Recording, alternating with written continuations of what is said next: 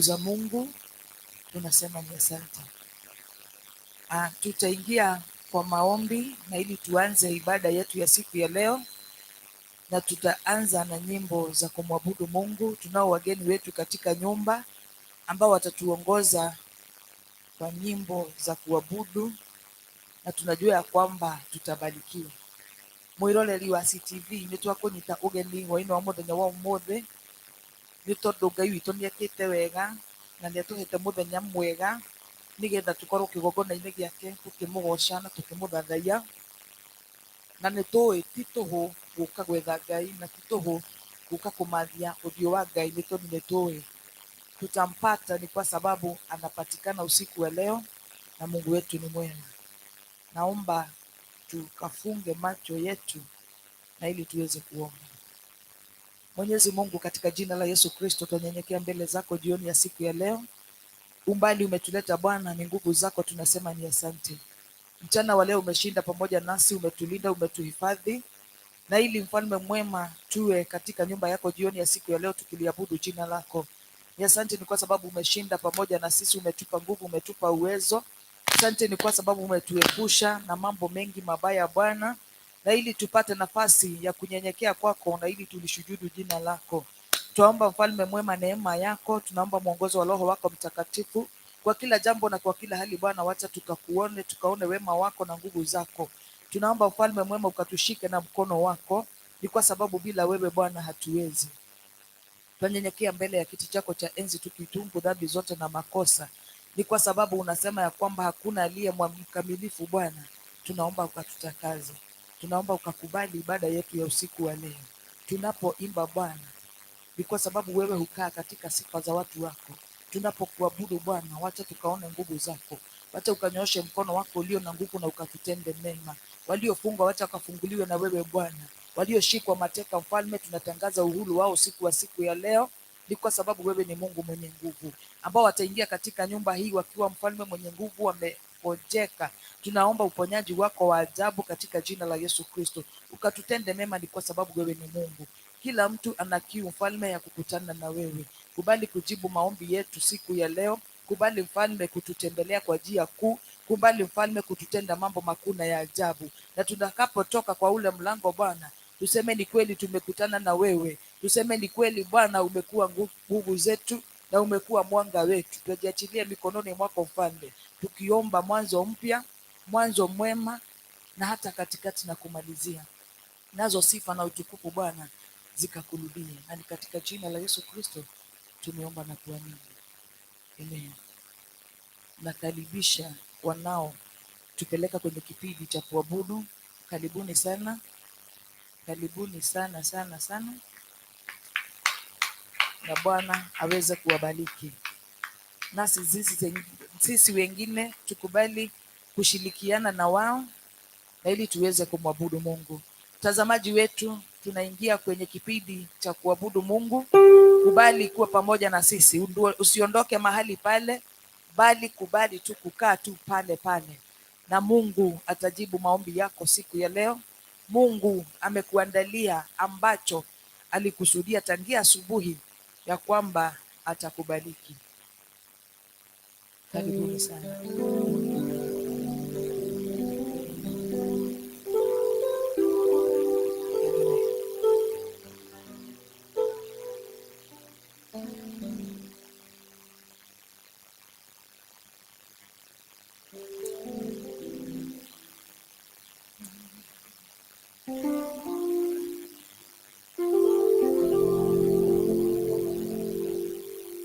Hallelujah.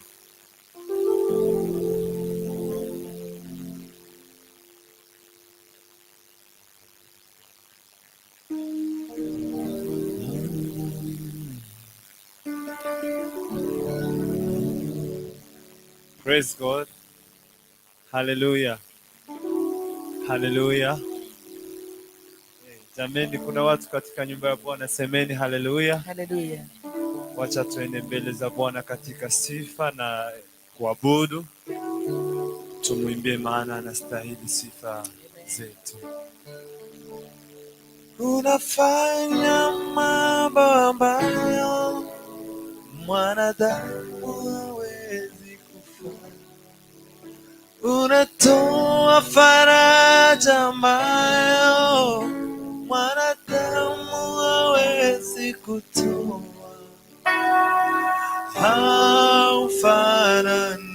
Haufananishwi na kitu kingine, haufananishwi na kitu kingine. Unafanya mambo ambayo mwanadamu hawezi kufanya. Unatoa faraja ambayo mwanadamu hawezi kutoa. Haufananishwi na kitu kingine, haufananishwi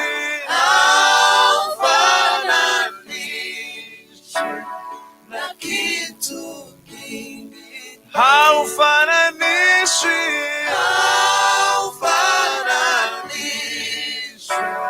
na kitu kingine. Unafanya mambo ambayo mwanadamu hawezi kufanya. Unatoa faraja ambayo mwanadamu hawezi kutoa. Haufananishwi na kitu kingine, haufananishwi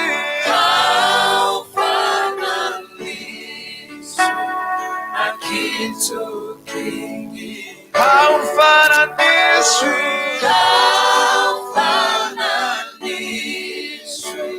na kitu kingine, haufananishwi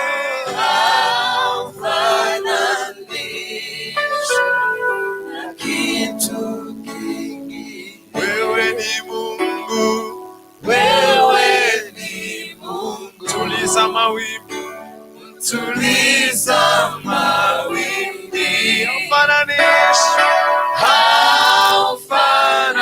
Haufananishwi na kitu kingine. Wewe ni Mungu, wewe ni Mungu. Pasua bahari, pasua bahari. Haufananishwi na kitu kingine, haufananishwi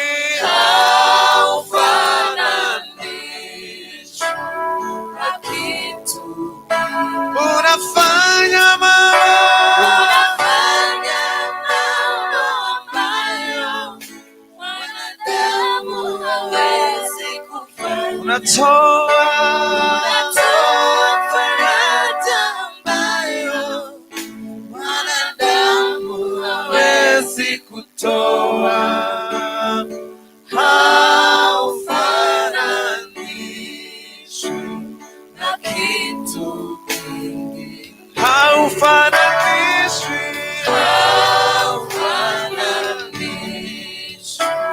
na kitu kingine, haufananishwi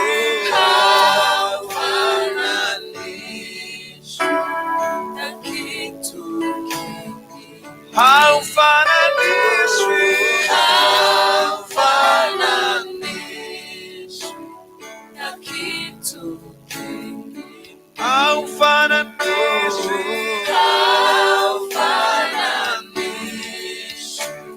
na kitu kingine, haufananishwi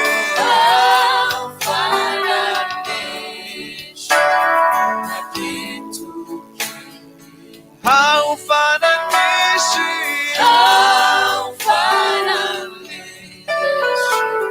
na kitu kingine. Baba, tutakufananisha na nani? Hakika ufananishwi, haulinganishwi Jehova. Nani wa kusimama mbele zako? Nani wa kulinganisha na wewe Jehova? Oh Baba,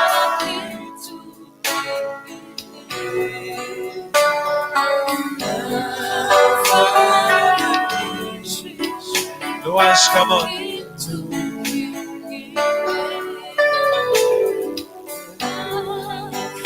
Haufananishwi,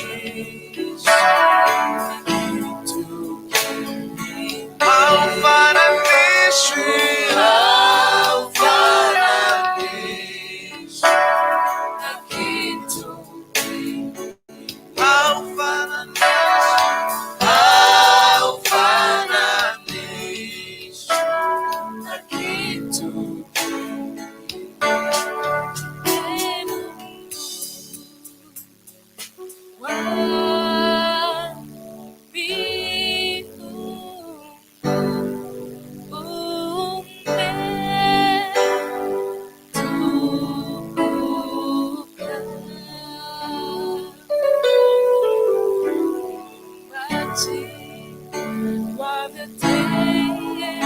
Duniani na mbingu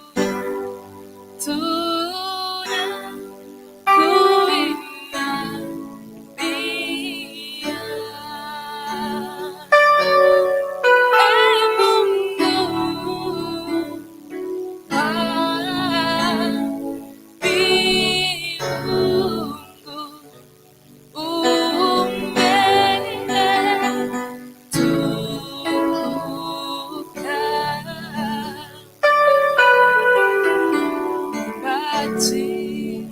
kwa vyote duniani na mbingu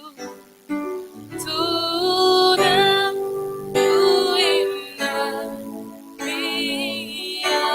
Wa ajabu, wa ajabu,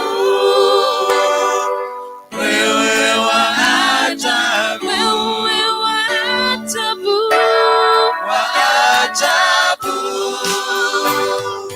wewe wa ajabu.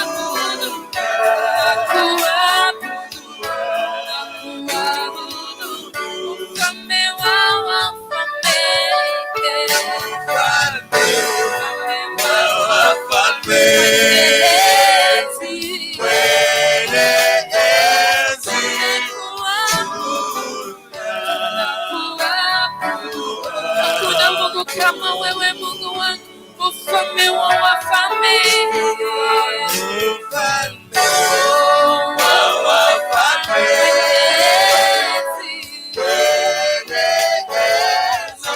kama wewe, hakuna Mungu kama wewe, Mungu wangu.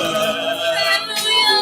Oh, mfalme wa wafalme, Mfalme wa wa wafalme, wafalme, Mwenyezi, mwenye enzi, nakuabudu. Haleluya. Haleluya. Oh, mfalme wa wafalme, Mfalme oh, wa wafalme, Mwenyezi,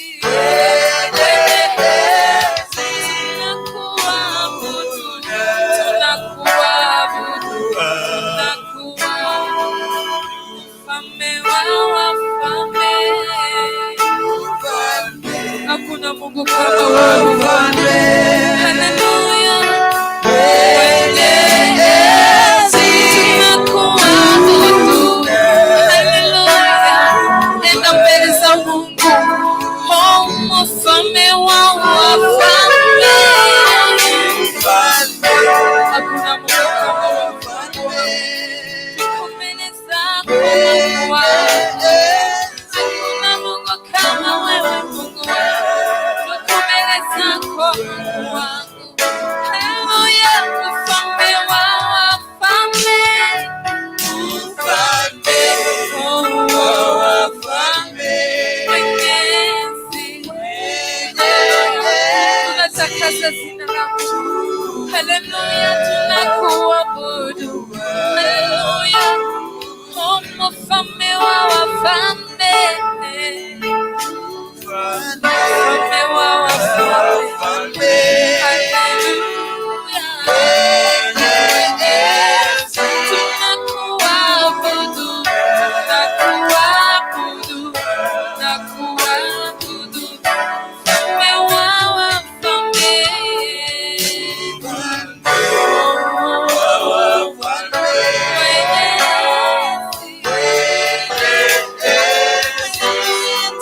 Tunakuabudu, tunakuabudu. Hakuna Mungu kama wewe, Mungu wangu. Tuko mbele zako Mungu wangu. Tunatakasa jina lako. Hakuna Mungu kama wewe, Mungu wangu. Usifiwe Mungu wangu. Tunasifu jina lako Mungu wangu. Uinuliwe Yesu. Hakuna Mungu kama wewe. Uinuliwe milele. Nani aliye kama wewe, mfalme wa wafalme? Nani Mungu kama wewe, Mungu wangu. Haleluya. Ni wa kuabudiwa Yesu. Haleluya. Haleluya. Haleluya. Tunakuabudu. Uinuliwe Yesu. Tunakuabudu. Hakuna Mungu kama wewe. Haleluya. Wewe ni mfalme wa wafalme, Yesu. Oh, tunakuabudu. Jina lako lisifiwe Yesu.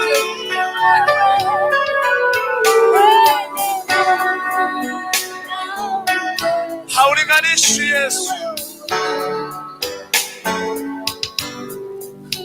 Kupewa sifa na utukufu na heshima ni wewe, mwenye nguvu na uweza ni wewe, ni wewe, Ni wewe wa kuabudiwa, ni wewe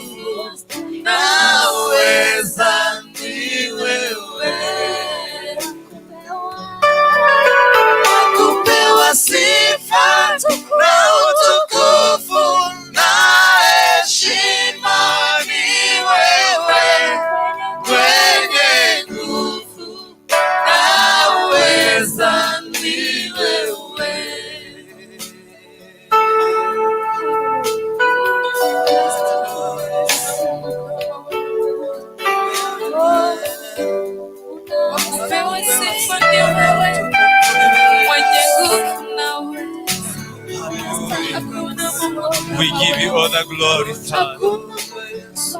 You are highly exalted. Oh, there is no one like you, Father. No one can take your place. Hallelujah.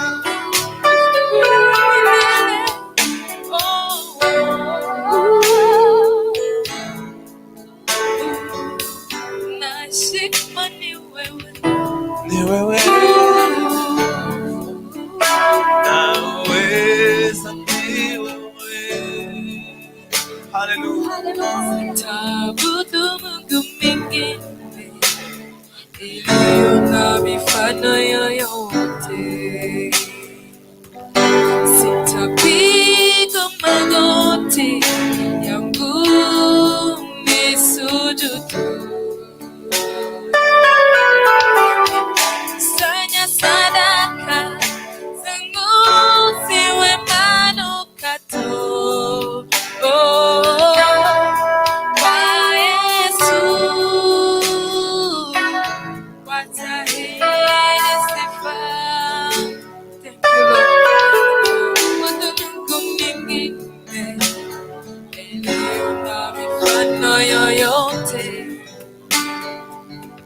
Sitapiga magoti yangu nisujudu. Sanya sadaka zangu ziwe manukato. Kwa Yesu wastahili sifa. Sitabudu miungu mingine. Sitabudu miungu mingine iliyo na mifano yoyote. Sitapiga magoti. Sitapiga magoti yangu nisujudu. Nitakusanya sadaka. Nitakusanya sadaka zangu ziwe manukato. Kwa Yesu wastahili sifa. Naleta sadaka za sifa kwako Bwana. Heshima na mamlaka. Heshima na mamlaka zipokee. Mtakatifu, mtakatifu, mtakatifu, nakuita mtakatifu. Oh Yesu, wewe mtakatifu. Wewe mtakatifu. Oh, naleta sadaka za sifa kwako Bwana.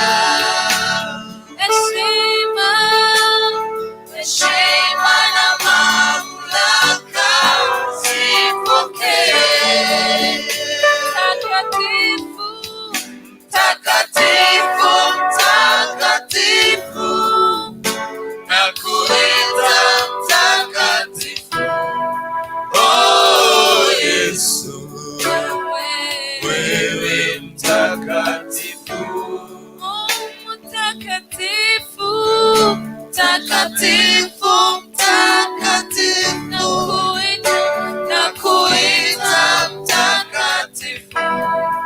Oh Yesu, kweli wewe ni mtakatifu. Wewe mtakatifu. Oh mtakatifu, mtakatifu, mtakatifu, nakuita mtakatifu. Oh Yesu, wewe mtakatifu. Wewe mtakatifu. Tuimbe sote mtakatifu, mtakatifu, mtakatifu, nakuita mtakatifu. Oh Yesu, wewe ni mtakatifu. Wewe mtakatifu. Oh mtakatifu,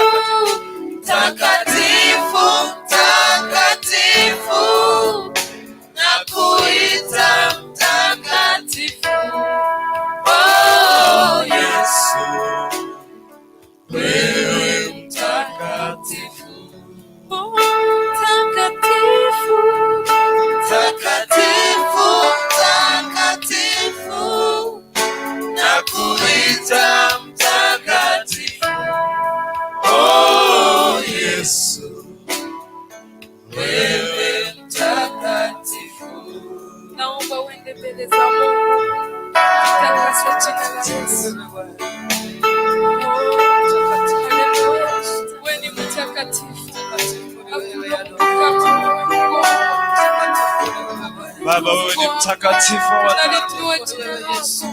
Hakuna Mungu kama wewe Mungu wangu. Ni ukweli wewe ni mtakatifu. Pokea sifa na utukufu. Hallelujah.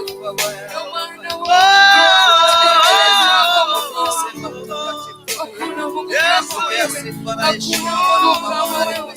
Jina lako libarikiwe. Jina lako liinuliwe wewe. Tunakuinua Mungu wangu, tunalitukuza jina lako. Haleluya Mungu wangu. Haleluya Mungu wangu.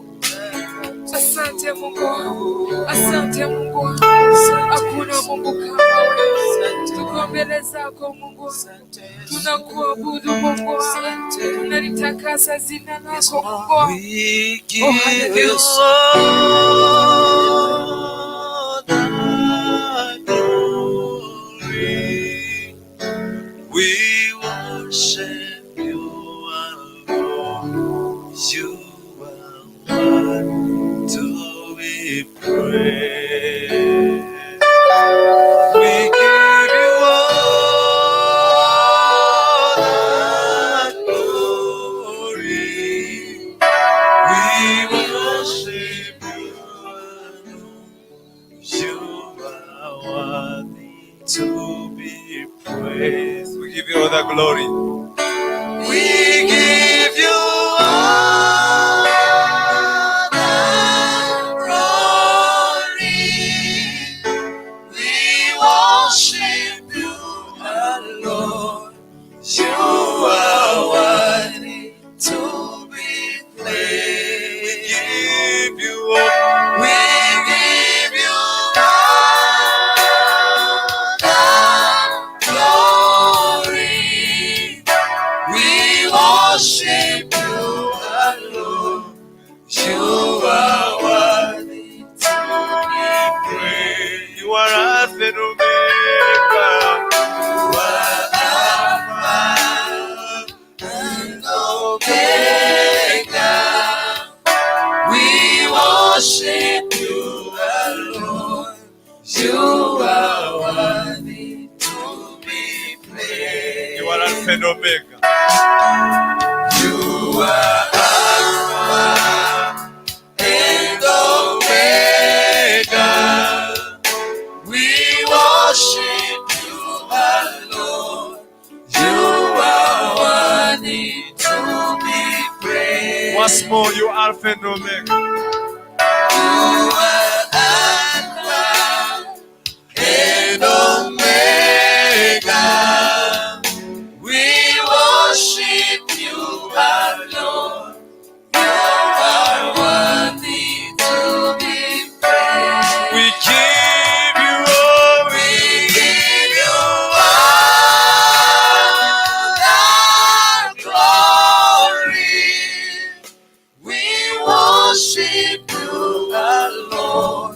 You are worthy to be praised. We give you all the glory.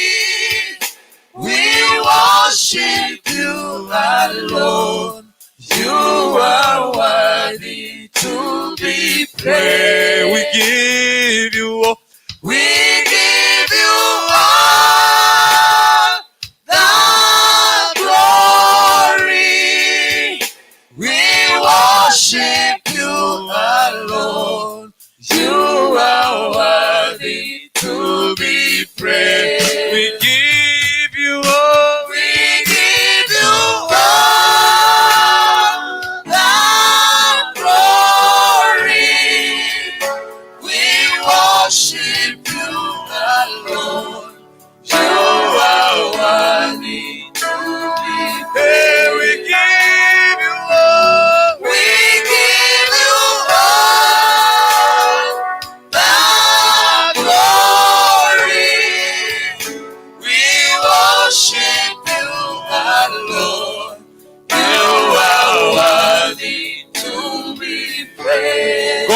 before the Lord and worship the Lord. Father, we worship you. We bless your holy name. There is no one like you, Father. You are worthy to be praised. You are Alpha and Omega.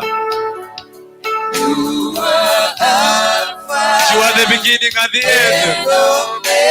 You are everlasting Father. We worship you, Lord. Hallelujah. You are worthy to be praised. Tonight you are Alpha and Omega. You are Alpha and Omega. We worship you, Lord.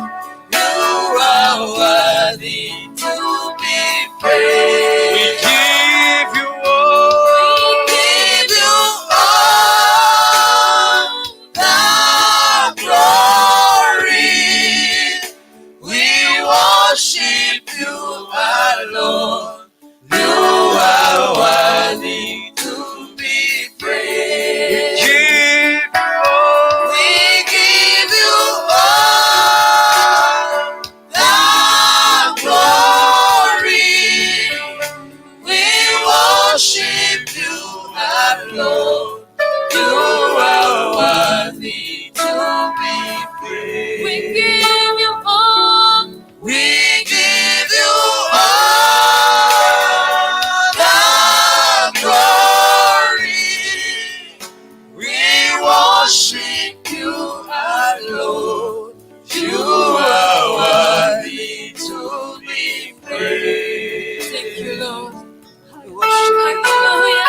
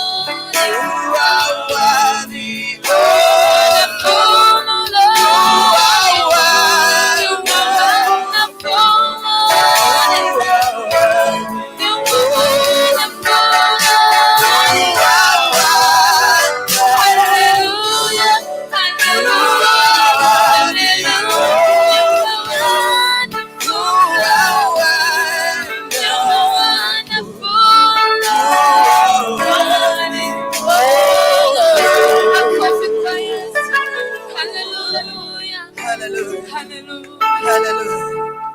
Haleluya. Bwana wetu ni mwema na ametenda mema, na umbali imegharimu nguvu za Mungu. Naomba waimbaji wetu wakakaa chini na ili waweze kupata kikombe ama glasi ya maji, na tutakaporudi hapa tena tutaendelea na kumwabudu Bwana na kumsifu Bwana, na bado tutaendelea na bado kusikia neno la Mungu. Our God is so wonderful. Our God is so great. He is a faithful God. He is a merciful God. He is a good God. He is a good God. Bwana wetu ni mwema. Haleluya. Bwana apewe sifa. Tumeabudu. Sasa ni wakati tutakapoingia kwa sifa, na ili tukimalizana na sifa tuweze kusikia mchungaji wetu wa kwanza, na Bwana atawabariki. Tumesimama tukiabudu, na bado naomba tusimame mara tena, na hata mtazamaji wetu kubali kusimama mahali ulipo, na ili tuweze kumsifu Mungu kwa pamoja. Waibaji na waomba akina Anita, akina Wambo, akina Mudhami, kubali wakuja na ili tuweze kumsifu Bwana.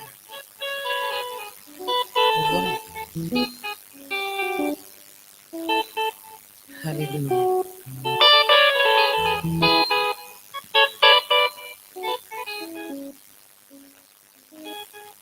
Karibuni.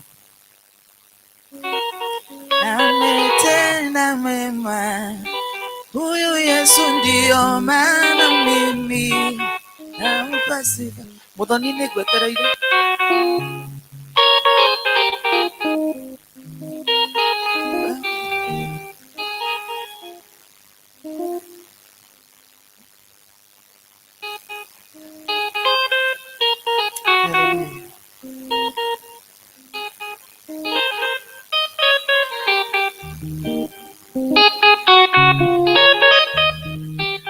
tupige makofi ya shangwe na vigelegele, na ili tuweze kumsifu huyo Bwana.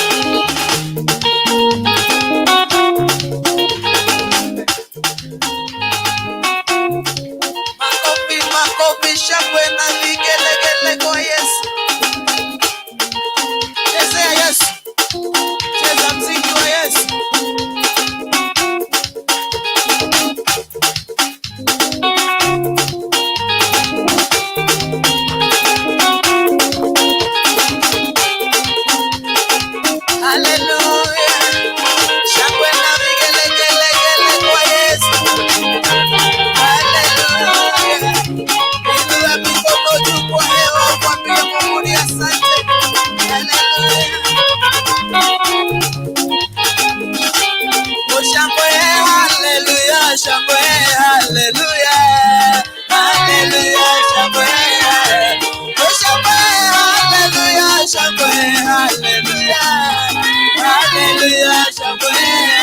Shangwe, hallelujah, shangwe, hallelujah, hallelujah, shangwe, oh shangwe, hallelujah, shangwe, hallelujah, hallelujah, shangwe, oh shangwe, hallelujah, shangwe, hallelujah, shangwe, oh shangwe kwa Bwana Yesu, shangwe, hallelujah, hallelujah, shangwe. Hallelujah, shangwe, hallelujah, shangwe, oh shangwe, hallelujah, shangwe, hallelujah, shangwe, shangwe na vigelegele kwa Yesu. Hallelujah, hallelujah.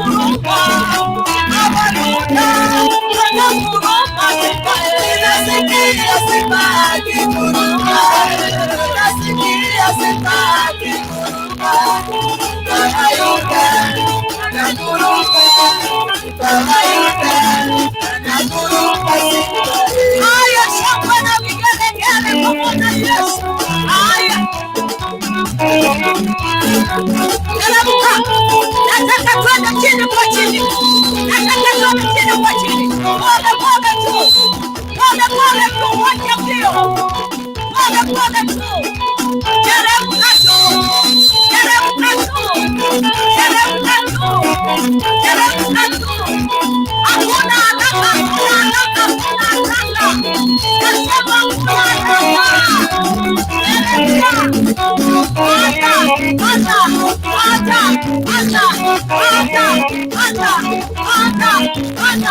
Haya, nataka tusumbuke, nataka tusumbuke. Hapa ni kujitwa nao wenyewe. Pole pole tu.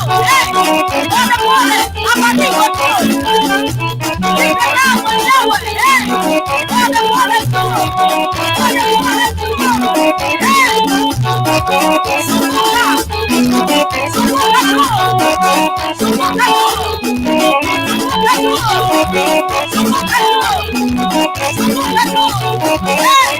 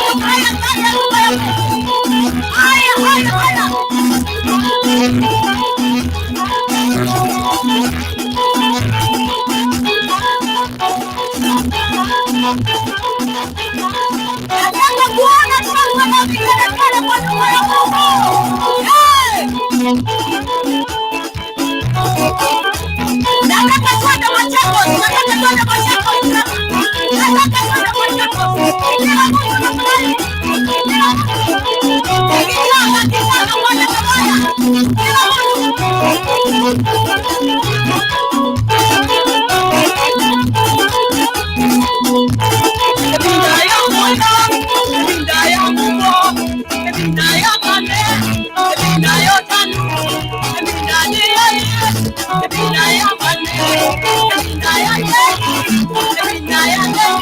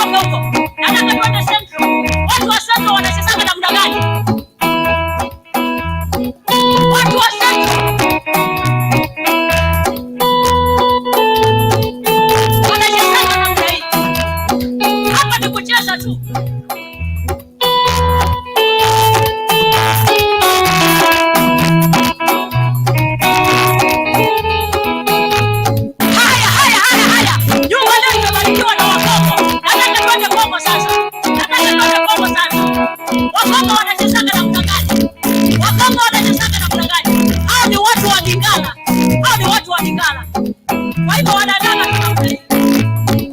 Watoto ni watu walingala, wanaka haraka. Twende Kongo sasa, wako hapa, wako ndani ya nyumba.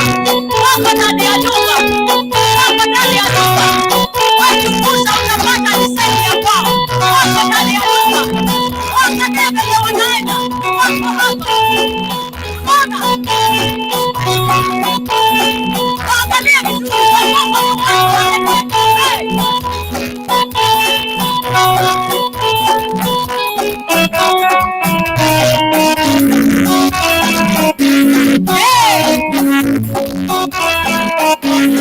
Haya, nataka turudi hapa kwetu sasa.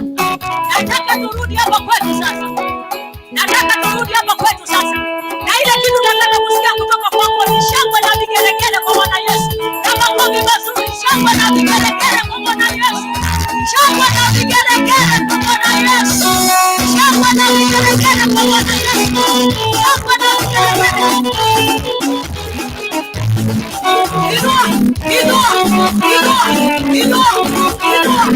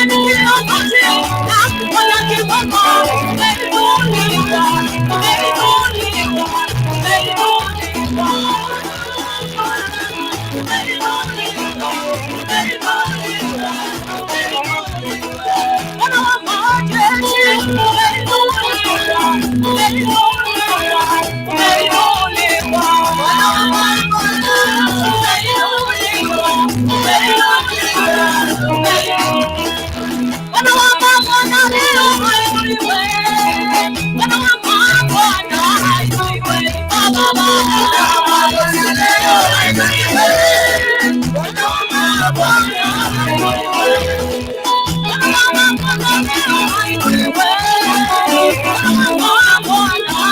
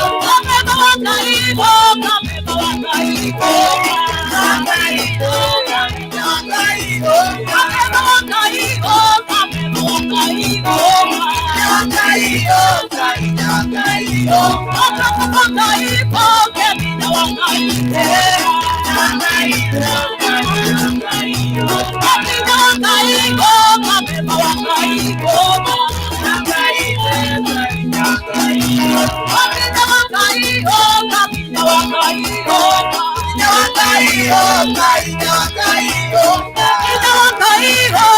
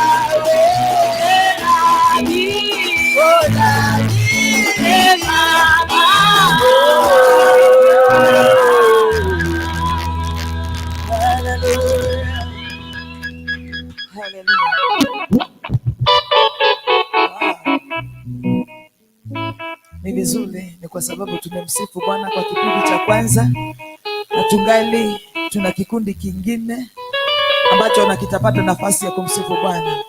Naomba waibaji wakaketi na ili wakunywe maji kidogo, na Bwana awabariki na watende mema. Mungu ni mwema na wakati wote ni mwema na ametenda makuu. Ni nafasi njema ambayo tutaenda kusikia neno la Mungu, na ili tuweze kumega mkate wa siku ya leo.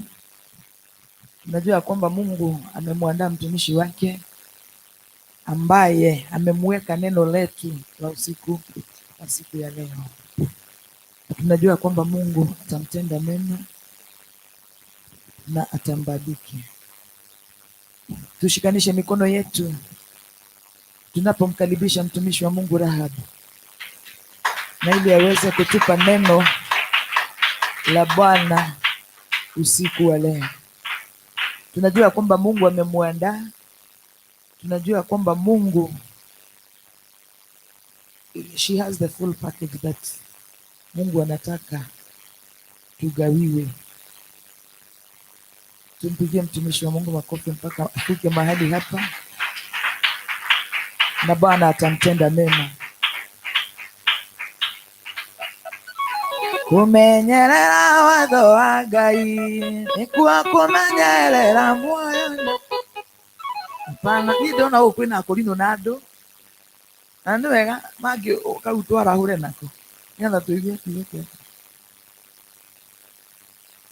Lakini tutapata nafasi ya wao kuimba. Mchungaji, Bwana asifiwe. Uyaje makani alinde na mkono.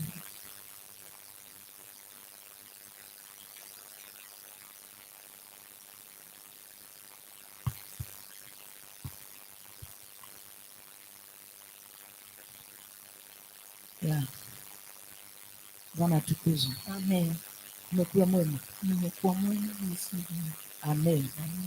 Sasa tunajua kwamba Mungu amekutuma kwetu, na hata mimi nikae chini nichukue Biblia na kitabu na karatasi. Yes. Kitabu na karatasi ni kalamu, ili niweze kuandika yale Mungu amekusudia kusemezana nasi. Amen. Bwana akubariki. Amen. Na kutia mafuta. Amen. Bwana asifiwe. Praise God. Nipungie mkono. Bwana asifiwe. Ya Mungu wa mbingu wabariki na watende mema. Niseme jioni ya leo nimeokoka. Yesu ni Bwana. Amekuwa mchungaji wangu wa karibu, amekuwa rafiki mwema, amekuwa wa kumlinda na amenitia nguvu hali ya kuendelea na safari ya mbinguni. Ninazo sababu za kushukuru Bwana, sababu last Friday I was sick. Ndio nilikuja, lakini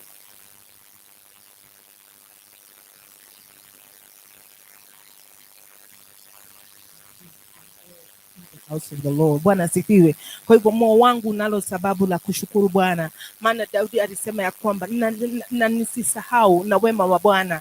Au neno la jana liko linatuambia ati tukue na hali ya kushukuru Mungu. Fadhili zake na zidumu katika vinywani vyetu, zidumu katika mioyo yetu. Bwana asifiwe. Kwa hivyo hata wewe jioni ya leo ninataka kukuambia ya kwamba au kukutia nguvu ya kwamba wema wa Bwana, fadhili zake Bwana zidumu katika kinywa chako na moyo wako umhimidi Kristo. Bwana asifiwe. Daudi alisema ya kwamba na kile kilicho ndani yangu katika kina cha moyo wangu kimhimidi Bwana. Siku ya leo na jioni ya leo, mtazamaji na aliye hapa, ni vizuri mioyo yetu ikakuwa na kuhimidi Bwana, maana Mungu wetu atuwaza mawazo yaliyo mema. Mungu wetu analo kusudi la maisha yako. Kwa hivyo nafsi yako na nguvu zako na moyo wako na fikra, in everything, kwa kila kitu umekuwa nacho au uko nacho, na kimhimidi Bwana, na ili fadhili za Bwana zidumu milele. Bwana asifiwe. Ningetaka tuende katika kitabu cha Bwana, in the book of Isaiah chapter 41. Bwana asifiwe.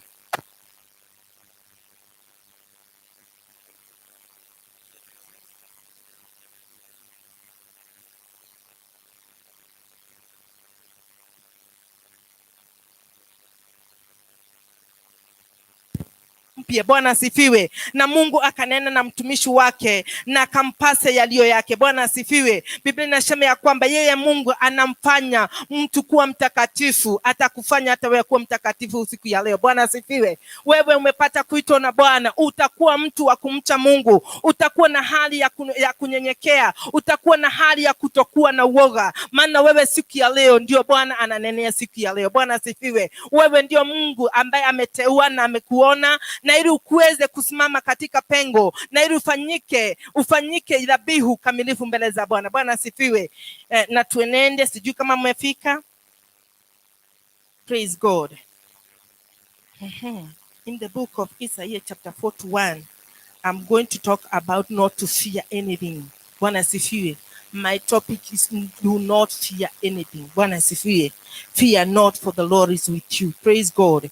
Tuende hapo katika wacha tu nianze hapo in the verse 8. It says, but you Israel are my servant, Jacob whom I have chosen, the descendants of Abraham my friend, you whom I have taken from the ends of the earth and called from its farthest region, and say to you, you are my servant. I have chosen you and have not cast you away.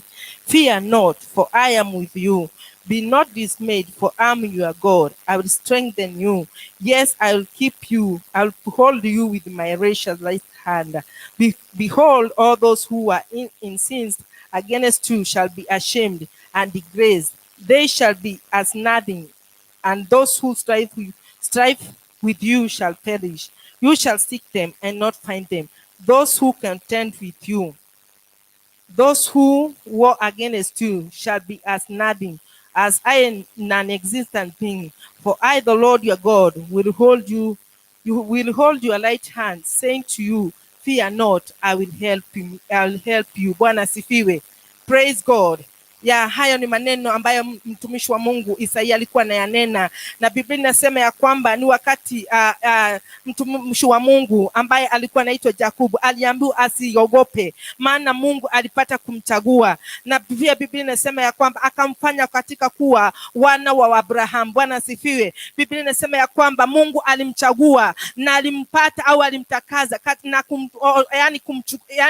kumweka katika nchi na katika maisha ya dunia. Mungu alimfahamu vyema. Bwana asifiwe. Biblia inasema ya kwamba whom I have taken from the ends of the earth and called from farthest region and say to you, you are my servant. I have chosen you and I have not cast you away. Bwana asifiwe. Hayo maneno ni yanayo nguvu na yana uwezo katika jina la Yesu, katika maisha ya kila mmoja wetu. Maana Mungu siku ya leo anakunenea kwamba amekuchagua wewe, amekufanya kama mtumishi wa Mungu Yakobo ambaye alipatikana na kuitwa Israeli. Bwana anasema ya kwamba alimtafuta katika miisho ya dunia, na Biblia inasema ya kwamba Mungu alimfanya kuwa mwana wake. Mungu alimfanya mmoja wa wateule wake. Ndipo Biblia inasema ya kwamba na usiogope. Siku ya leo ni wewe Mungu anakunenea kwamba usiogope, maana Mungu ako na kujua. Mungu anakufahamu. Do not be dismayed. Do not be frightened because of things they are going,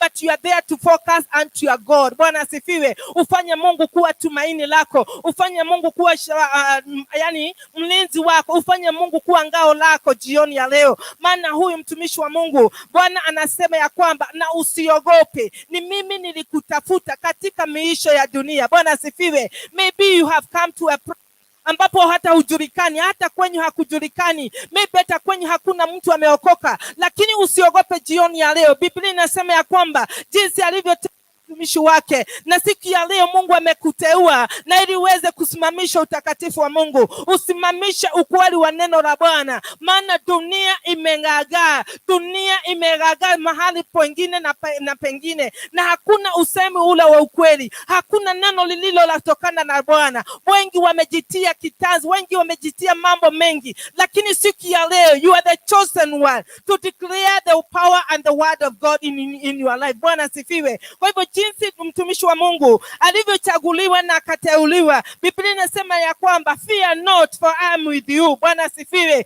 Usiogope maana niko pamoja na wewe. Bwana asifiwe. Ni maana ngapi mambo yanakuja na unasikia kweli umesononeka, moyo wako umefika mwisho. Biblia inasema ya kwamba usiogope licha ya mambo, licha ya dhoruba, licha ya challenges, changamoto hapa na pale. Simama wima maana Bwana amekuchagua. Bwana asifiwe. Ni wengi maybe mulisaliwa na mkaota pamoja, lakini kwa kweli hawana wokovu wa Bwana. Bwana asifiwe. Lakini to your family, to your praise, wewe ndio Mungu amepata kuteua na ili ukaweza kusimamisha ukweli na kujulikana Mungu wako, maana wengi wameingia kwa anasa. Bwana asifiwe. Biblia imesema ya kwamba usiogope maana Mungu amekuchagua. Usifadhaike maana Mungu wako pamoja na wewe. Wewe aliyekutazama, wewe aliyekuokoa, wewe aliyekurejesha katika mambo mabaya, ulikuwa umejiingisha katika hukumu, lakini siku ya leo jinsi huyu mtumishi wa Mungu Yakobo alipata kuteuliwa na Bwana, hata wewe siku ya leo umali yake Bwana na umefanyika kuwa mwana wa Mungu, maana Mungu amekuchagua. Bwana asifiwe. Kwa hivyo usiogope, usisononeke, usifike mwisho. Hata kama mwisho wako umefika, kunazo mwanzo mpya, maana Kristo wa Mungu ako mahali hapa. Bwana asifiwe. Na namshukuru Mungu maana wakati ambapo nilikuwa nafikiria juu ya wana wa Israeli, wakati walifika katika mwisho na wakaona hawana tumaini, kunalo msaada ulipatikana. Bwana asifiwe. So them they shall believe and trust in God. Mungu atatengeneza njia pasipo njia. Bwana asifiwe. Maana walikusudia watamalizwa katika mle mahali Shamu, lakini Mungu alifungua njia. Walipiganiwa vita na wakapata kutembea na wakapata kutoka katika mahali pale. Bwana asifiwe. Kwa hivyo tusiogope maana aliye ndani yetu ni mkubwa kuliko aliye dunia. Bwana asifiwe. Na zaidi ya yote, Roho wa Bwana akiota ndani yako, Roho wa Bwana akipata mahali ndani yako, hautakuwa wa kuogopa jambo lolote, maana ni Kristo anayedumu ndani yake. Bwana asifiwe. Usiogope siku ya leo ndugu na dada, licha ya mambo yalivyo, licha ya changamoto ya imani yako, ni vizuri usimame, maana kuna aliye na nguvu na uwezo ya kubadilisha hiyo hali na kukutia nguvu mpya. Bwana asifiwe. Wewe sio wewe ulijiokoa, wewe sio wewe ulijitafutia huyu Mungu, lakini neno la Bwana lilipofika kwako na likakujia kwa uzito na ukakuwa na shauku na tamani la kufuata Kristo, yeye uliyemtafuta kwa kweli na haki, hata kuhaibisha, hata kuacha, hata kuzingira kwa mkono wake ulio na nguvu. Bwana asifiwe. Mungu wetu ni mwaminifu, Mungu wetu ni mwaminifu, ni mwadilifu, na hata tuachilia kamwe. Bwana asifiwe. Neno la Bwana ni upanga, na ni huwa nasema mara nyingi ya kwamba neno la Bwana ni upanga ukatao kuwili. Bwana asifiwe. Whenever the devil comes on your way, Mungu wetu atakuja na shabaha lake la ukweli, ataondoa yale mambo yote na utakuwa kusimama tele na kusimama wema wa Bwana. Bwana asifiwe. Biblia inasema vita si vyetu, vita ni vya Bwana. Bwana asifiwe. Licho umepitia katika hali ya ugumu, jioni ya leo ninataka nikukuhakishie kunaye Mungu mbinguni anayepigana vita. Kunaye mtetezi wa haki, atakulinda na atakuficha katika mambo yote. Bwana asifiwe. Biblia inasema ya kwamba usiogope, kwa maana mimi ni pamoja nawe. Bwana asifiwe. Ugugitigirane kinanga ye hamwe nawe. Mwathani agocwo. Na magoro yaku niki na Ngai ni akwerekeirie maitho make. Bwana asifiwe. Ugugitiria maitho maku maundu-ini niku, na mwandiko marauga tirai maitho manyu na iguru kuria uteithio wakwa umaga na kuri inyuĩ. Bwana asifiwe. Uteithio witũ umaga kwĩ Ngai. Mwathani agocwo. Uteithio waku ndũkuma kwĩ mũrata, ndũkuma kwĩ mũthuri, ndũkuma kwĩ mwana ũrĩa wĩnaguo. Ũgũtira maitho maku na igũrũ kũrĩa Yesu Kristo arĩ, na nigetha akuonekanĩre. Bwana asifiwe. Utapata kuinua macho yako juu mbinguni ambapo msaada wako watoka, na ili Bwana aweze kukubariki, aweze kukuinua, aweze kukujaza upya. Maana utajiri au macho yako ukielekeza kwa Bwana kunaye mwangaza. Bwana asifiwe. Biblia inasema ya kwamba jinsi macho yaliyo mwangaza wa mwili, ndivyo neno la Bwana lilivyo mwangaza kwetu sisi. Bwana asifiwe. Kwa hivyo mwangaza wa Bwana ukikuangazia, mwangaza wa Bwana ukikuja katika maisha yake, ndugu na dada, utabadilika. Bwana asifiwe. Ndugu na dada, utakuwa mtu mwingine mpya. Katika ya kale utaondoka na utakuwa kiumbe kipya. Jina la Yesu litukuzwe. Utakuwa mtu ambaye anaandamana na roho wa Bwana. Bwana asifiwe. Maana sio wewe unayeishi tena, bali ni Kristo Yesu anaishi ndani yako. Bwana asifiwe. Jinsi mwangaza ukikuja katika maisha ya mwanadamu, giza inaondoka. Bwana asifiwe. Kuna kuwa na pambazuko nyingine. Biblia inasema in the book of Revelation, hati na siku inakuja na ni kuu zaidi, ambapo usiku na mchana utang'aa kama mwezi. Bwana asifiwe. Maana bara ngumu itakuwa hapo mahali pale. Utukufu wa Mungu utajia kwa haki. Bwana asifiwe. Is a high time we prepare our heart, kwa sababu usiku inakuja na giza itaondoka. Mwathani agocwo. Utakatifu na ulinzi wa Bwana utakuwa pamoja nasi. Bwana asifiwe. Kwa hivyo tusiogope ndugu na dada, tunapokumbana na mambo, tunapotazama mambo haiendi vile tunatamani, mulama inakuja dakika na ile nyingine, tumainia Bwana siku ya leo. Usiogope, maana Mungu amekuona. Bwana asifiwe. Umechaguliwa katika wengi. Bwana asifiwe. Mliokoka mkiwa wengi. Maybe kwenye mambo yalikuwa mengi, ulifanywa kama kuwa mtu mtumwa. Bwana asifiwe. But regardless of the things they were, Mungu alipata kukupika among them na akakusimamisha. Saizi wewe ni mtumishi wa Bwana. Bwana asifiwe. Wewe ni mtumishi. Utaweza jiuliza, mimi ni mtumishi na jia gani? Bwana asifiwe. Wewe ni mtumishi wa Bwana, maana Mungu amekufanya kuwa kiungo chake. Bwana asifiwe. Maybe wewe ni macho, maybe wewe ni mkono, lakini kuna mahali Bwana kila mmoja wetu, Biblia inasema ya kwamba lilewete kijenike waga itherio ne Ngai. Mwathani agocwo. Since wakati ule uliokoka, ni nini ulipata kukabidhiwa na Kristo? Bwana asifiwe. Kwa hivyo kuna yale matunda ya Roho Mtakatifu, kuna zile vipaji ambazo Bwana alitua ndani yetu. Kwa hivyo siku ya leo ni vizuri jifahamu, mimi katika mwili wa Kristo, mimi ni kiungo kigani? Bwana asifiwe. Katika mwili wa Kristo ni kazi gani mimi nafaa kufanya? Bwana asifiwe. Na ukijielewa na ujifahamu, utasimama palipo pako na utatekeleze wema wa Bwana. Bwana asifiwe. Biblia inasema ya kwamba usiogope, kwa maana mimi pamoja nawe. Usifadhaike, kwa maana mimi ni Mungu wako. Bwana asifiwe. Ndiyo, dunia kuna miungu mingi. Bwana asifiwe. Watu wamekujisanyia mambo yao. Watu wamefanya magari na manyumba kuwa miungu yao. Siku ya leo umechagua jambo la busara na la hekima, kutafuta uso wa Mungu, kumfanya Mungu siku ya leo ni Mungu mkuu ndani ya maisha yako. Umeacha yote na ili kuja kukutana na huu mwana wa Mungu. Bwana asifiwe. Biblia inasema ya kwamba umechagua jambo lililo bora na lililo jema. Asifiwe. Kwa hivyo utakuwa mbarikiwa, maana Bwana ataendanisha na wewe. Bwana asifiwe. Usiogope, maana Mungu wetu amekushika mkono. Bwana asifiwe. Nitakutia nguvu, nami nitakusaidia, nami nitakushika kwa mkono wa kiume wa haki. Mwathani agocwo. No ngikunyita ahote gugutoraniria bara. Bwana asifiwe. Is only the hand of God. Bwana asifiwe. Ni nani ambaye atakaweza kutua mizigo yako? Ni Yesu Kristo mwana wa Mungu. Bwana asifiwe. Na nilipoza Biblia inasema ya kwamba nitakutia nguvu. Bwana asifiwe. Nitakusaidia. Bwana asifiwe.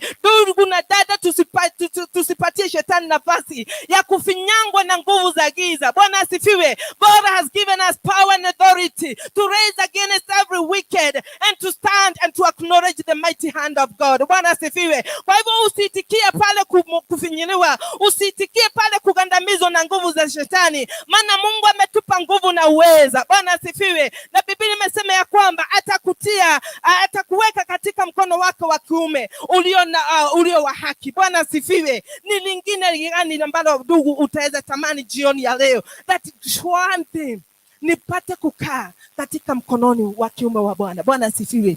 Surely tukikana kuzingatia yale maneno ya Bwana, ati ya kwamba Mungu atakuweka katika mkono wake wa kiume.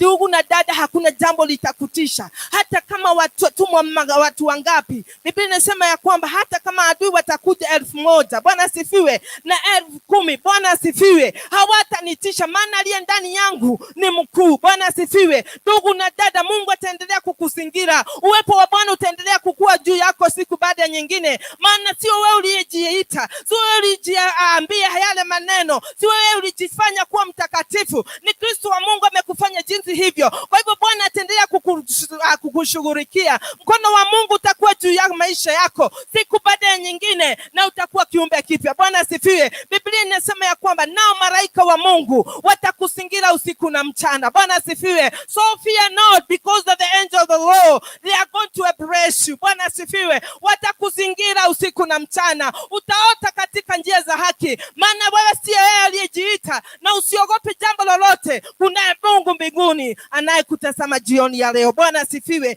Ndogatigire ndokana ni uliku, either ni kwaretio, either ni mekwaria, either ni mekuga. Mwathani agoshwo. Ona Jesu ni aranyaroreirio, Jesu itu ni ararumirwo, no ni arahotire kwetiria. Mwathani agoshwo. Na tondu twirigireire Ngai ucio, twitikitie Ngai ucio, tukurugama na ciugo cia Ngai, na tondu angikorwo ndahotirwo, ona we ndihoteka muthenya wa umuthi. Praise God. Kwa hivyo tuamini na usiogope ndugu na dada. Katika mambo na changamoto, simama vizuri na ujielewe vyema, maana vita si vyako, vita ni vya Bwana. Bwana asifiwe. Biblia inasema ya kwamba hapo tuingie hapo 11.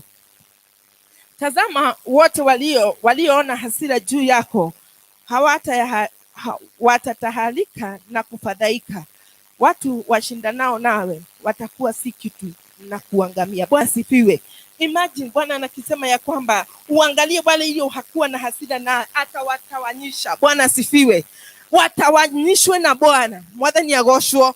Watafanywa kuwa makapi. Bwana asifiwe. Watafanywa kuwa kitu hakifai mbele zako. Bwana asifiwe. Maana ndio Biblia inasema tusiogope, maana vita si vyetu. Bwana asifiwe. Wanaokimbishana na wewe usiku na mchana hawaturui, hawalari. Kunaye Mungu aliye katika kiti cha enzi, atakusingira na upanga wake, atakuotesha katika mapenzi yako. Hao watafanywa kuwa kusononeka, watafanywa kama mabaki, na ili usimamishwe na Bwana wetu. Bwana asifiwe. Kwa hivyo usiogope jambo lolote. Bwana asifiwe. Na Mungu atawaweka pale vivo, ndio hata ukienda na ukirudi utakuwa ukiona matendo yake Kristo. Bwana asifiwe. Kwa hivyo Biblia inasema tusijipiganie jambo lolote. Kunaye anatupigania vita. Kunaye mtetezi wetu wa ajabu. Bwana asifiwe. Na ndugu, ukikuwa na imani na kujielewa, hautajiulizia hata jambo gani. Hata ukisikia wakikunongoneza dakika hiyo, au wakute umetoka na wanakuongea, do not fight for yourself. Bwana asifiwe. Kunaye mmoja aliye katika kiti chake cha enzi, na atakafanya hao watu au atafanya njia zao kutereza, maana wewe ni mwenye haki wa Mungu. Bwana asifiwe. Wewe ni mteule wa Bwana. Bwana asifiwe. Wewe ni mcha Mungu. Bwana asifiwe. Hautakuwa katika yale makao, maana wajijua vyema that I'll have to wait upon my Lord. Bwana asifiwe. Nitalinda moyo wangu na kile kilicho ndani yangu nitakilinda kwa utukufu wa Bwana. Bwana asifiwe. Mara nyingine huwa tunaonekana kama si ni wajinga, unaonekana kama wewe haujielewi. Bwana asifiwe. Si ati ya kwamba huwezi ukajiulizia, lakini jinsi umejuana na Mungu wako, wema wa Bwana umetua ndani yako, neno la Bwana limekuwa msingi katika maisha yako, utamalizia na utakuwa wa kupiganiwa. Bwana asifiwe. Kwa hivyo ndugu na dada, vita si vyetu, vita ni vya Bwana kutupigania na kutusimamisha. Bwana asifiwe. Usifadhaike jioni ya leo, usikuwe na hali ya kuzononeka. Hebu litie jina lake Bwana aliyepigania kuu, atakupigania hata siku ya leo. Bwana asifiwe. Aliyeshindania wana wa Israeli, hata siku ya leo anaenda kukupa mwanzo mpya na utakuwa kimbilio. Bwana asifiwe. Biblia inasema ya kwamba ati neno la Bwana ni ngome imara kwenye haki. Bwana asifiwe. Na wenye wanalikimbilia hilo neno wanakuwa salama. Bwana asifiwe. Na sababu umefanya kuwa Mungu nguvu zako, umemfanya kuwa nguzo za maisha yako, umemfanya kuwa ngome na ngao katika maisha yako, hautakuwa wa kushindwa. Bwana asifiwe. Maana umekimbilia Kristo Yesu, neno lake ambaye msaada wako. Usiogope, usifadhaike. Bwana asifiwe. Usijalishe na yanayoendelea, maana kunaye mmoja atakupa ushindi tele. Bwana asifiwe. Atakupa tumaini la uzima, atakupa furaha ya wokovu, atakushindia maadui wako, atafanya kutekeleza njia zao kuwa telezi, maana wewe ni mtakatifu wa Mungu. Bwana asifiwe. Dada na ndugu, watu wengi wanajipigania. Mwadhani ya goshwa. Watu wengi wanatenda mambo mengine hata ya siri chini sana. Lakini maybe you expect God to intervene. Hata intervene aje. Bwana asifiwe. Eke itutige weyethera ajira. Mwathani agoshwo. Eke ituikare toria Ngai arenda. Mwathani agoshwo. Wacha Mungu akutafutie njia. Wacha Mungu yeye akutengenezee njia. Kama kuna watesi wako, wacha Mungu wewe ondokea. Wacha Mungu yeye apigane hiyo vita. Bwana asifiwe. Na utakuwa mtu wa kubarikiwa. Bwana asifiwe. Nilikuwa naona a praise tulikuwa tunaishi na dada yetu Beatrice. Na Bwana asifiwe. We thank God. We have come a long way. Bwana asifiwe. Na mahali hapo tulikuwa na issue was a caretaker. Bwana asifiwe. Siku moja alituface na akatuambia, Bwana asifiwe, na akatuambia maneno ilikuwa inatuuma. Biti sakaje nigokira nake. Mimi namwambia nani digokira. Bwana asifiwe. Na siku moja kikaumana. Mwathani agoshwo. Tulijiulizia na midomo yetu. Biti sikia dragomo ikiria mata kwa sababu muhura na moyo. Mwathani agoshwo. Na mimi nikamwambia Biti ni kumuhura mwili. Mwathani agoshwo. But tulijita kamkutano. Bwana asifiwe. Tukaona tukijiulizia hatutapatia Mungu nafasi. Na pia huo mtu hajaokoka, sisi tunajiita tumeokoka. Atatambua huo Mungu na jirani. Bwana asifiwe. Siku moja tukakuwa na fellowship. Waligagirwa mrago. Huko kutakani maombi. Bwana asifiwe.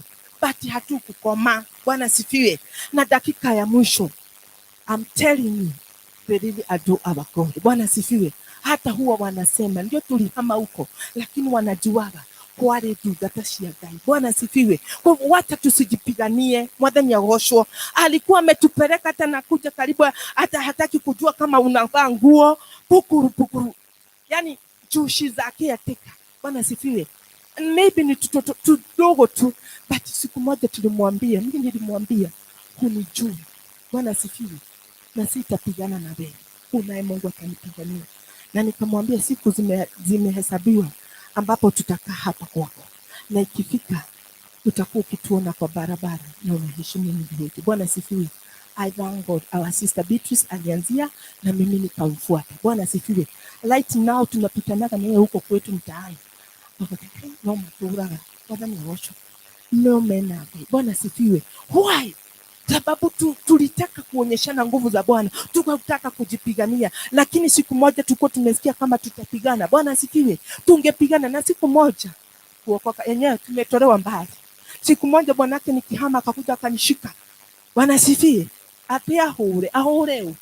Praise God. Na nakwambia nilimshika hapa nikamwambia in the name of Jesus. Doge hutia. Nakwambia nani mwanaume mkubwa alikuwa anatetemeka hivyo.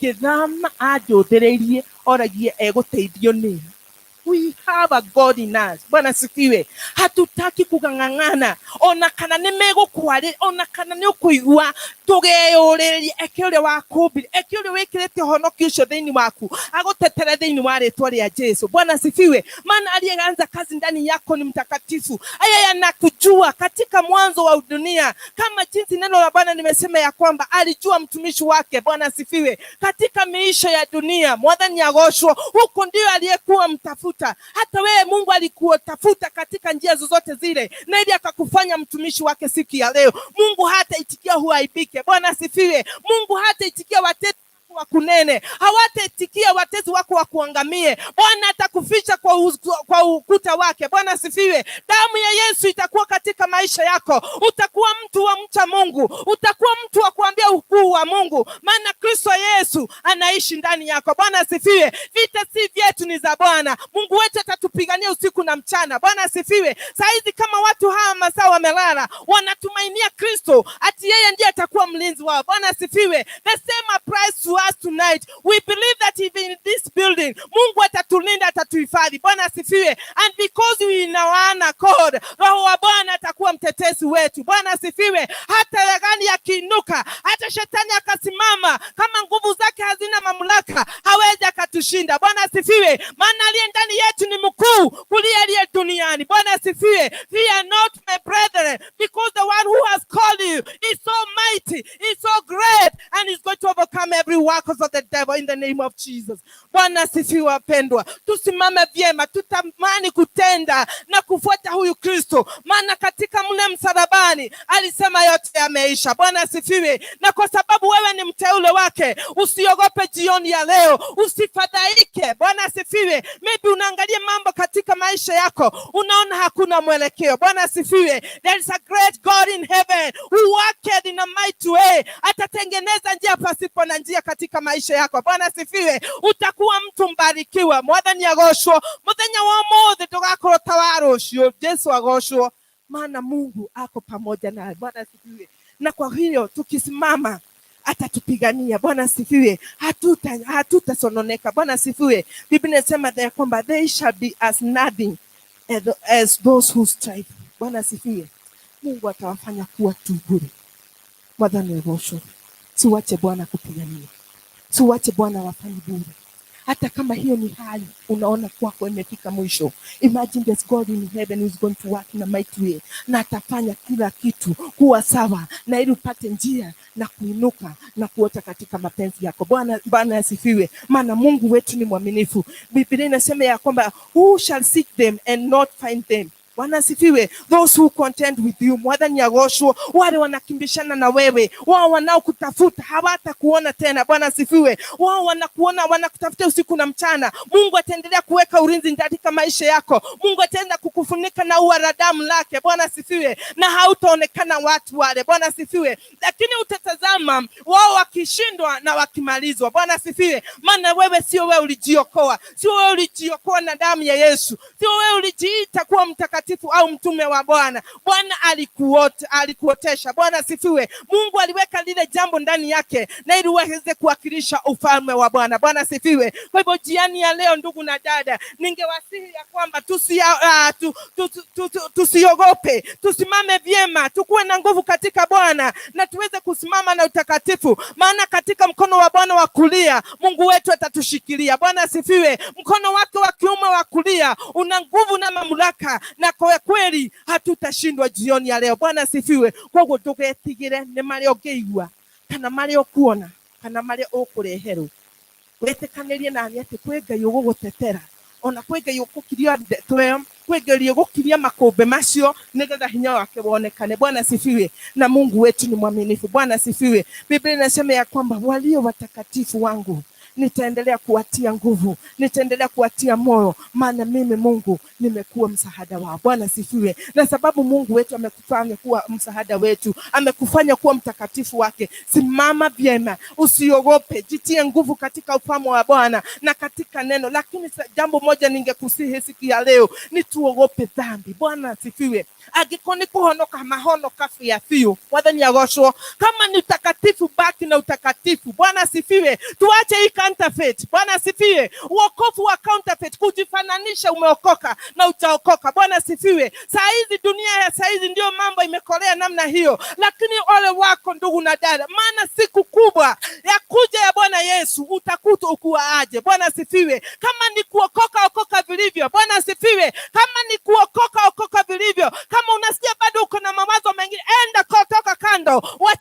Wamekata kauli ndio wasipate kusimama palipo pao. Bwana asifiwe. Kwa hivyo tuache kujidanganya mioyoni mwetu, na Biblia inasema ya kwamba ndũngĩhenia ngoro yaku na ndũngĩhenia Ngai na ngoma. Mwathani agocwo. Nĩtũtige ũhonokio mũraru muhehu. Mwathani agocwo. Wacha to make a way we create a new heart within us. Bwana asifiwe. Tuumbe moyo safi ndani yetu, tuikubali Roho wa Mungu atulie na akolee, na sababu Roho wa Bwana akishuka ndani yako hautajiongoza wewe. Bwana asifiwe. Hautakuwa wa kujiongoza, hautakuwa mtu wa kujielekesha, bali Roho Mtakatifu aliye ndani yako atakuongoza na atakuonyesha mapito. Bwana asifiwe. Kwa hivyo tusimame na tuache these fake things. Bwana asifiwe. Guide tukania. Mwathani agocwo. Kama umesema umeokoka, kama ni jambo lolote lile, ndugu na dada, jiite kamkutano. Mwathani agocwo. Kama katugethi iguru tukuonaga mabari muhonoki ndahujagia ha na maria Ngai araguria kuria mutigĩtĩkia. God forbid. Bwana asifiwe.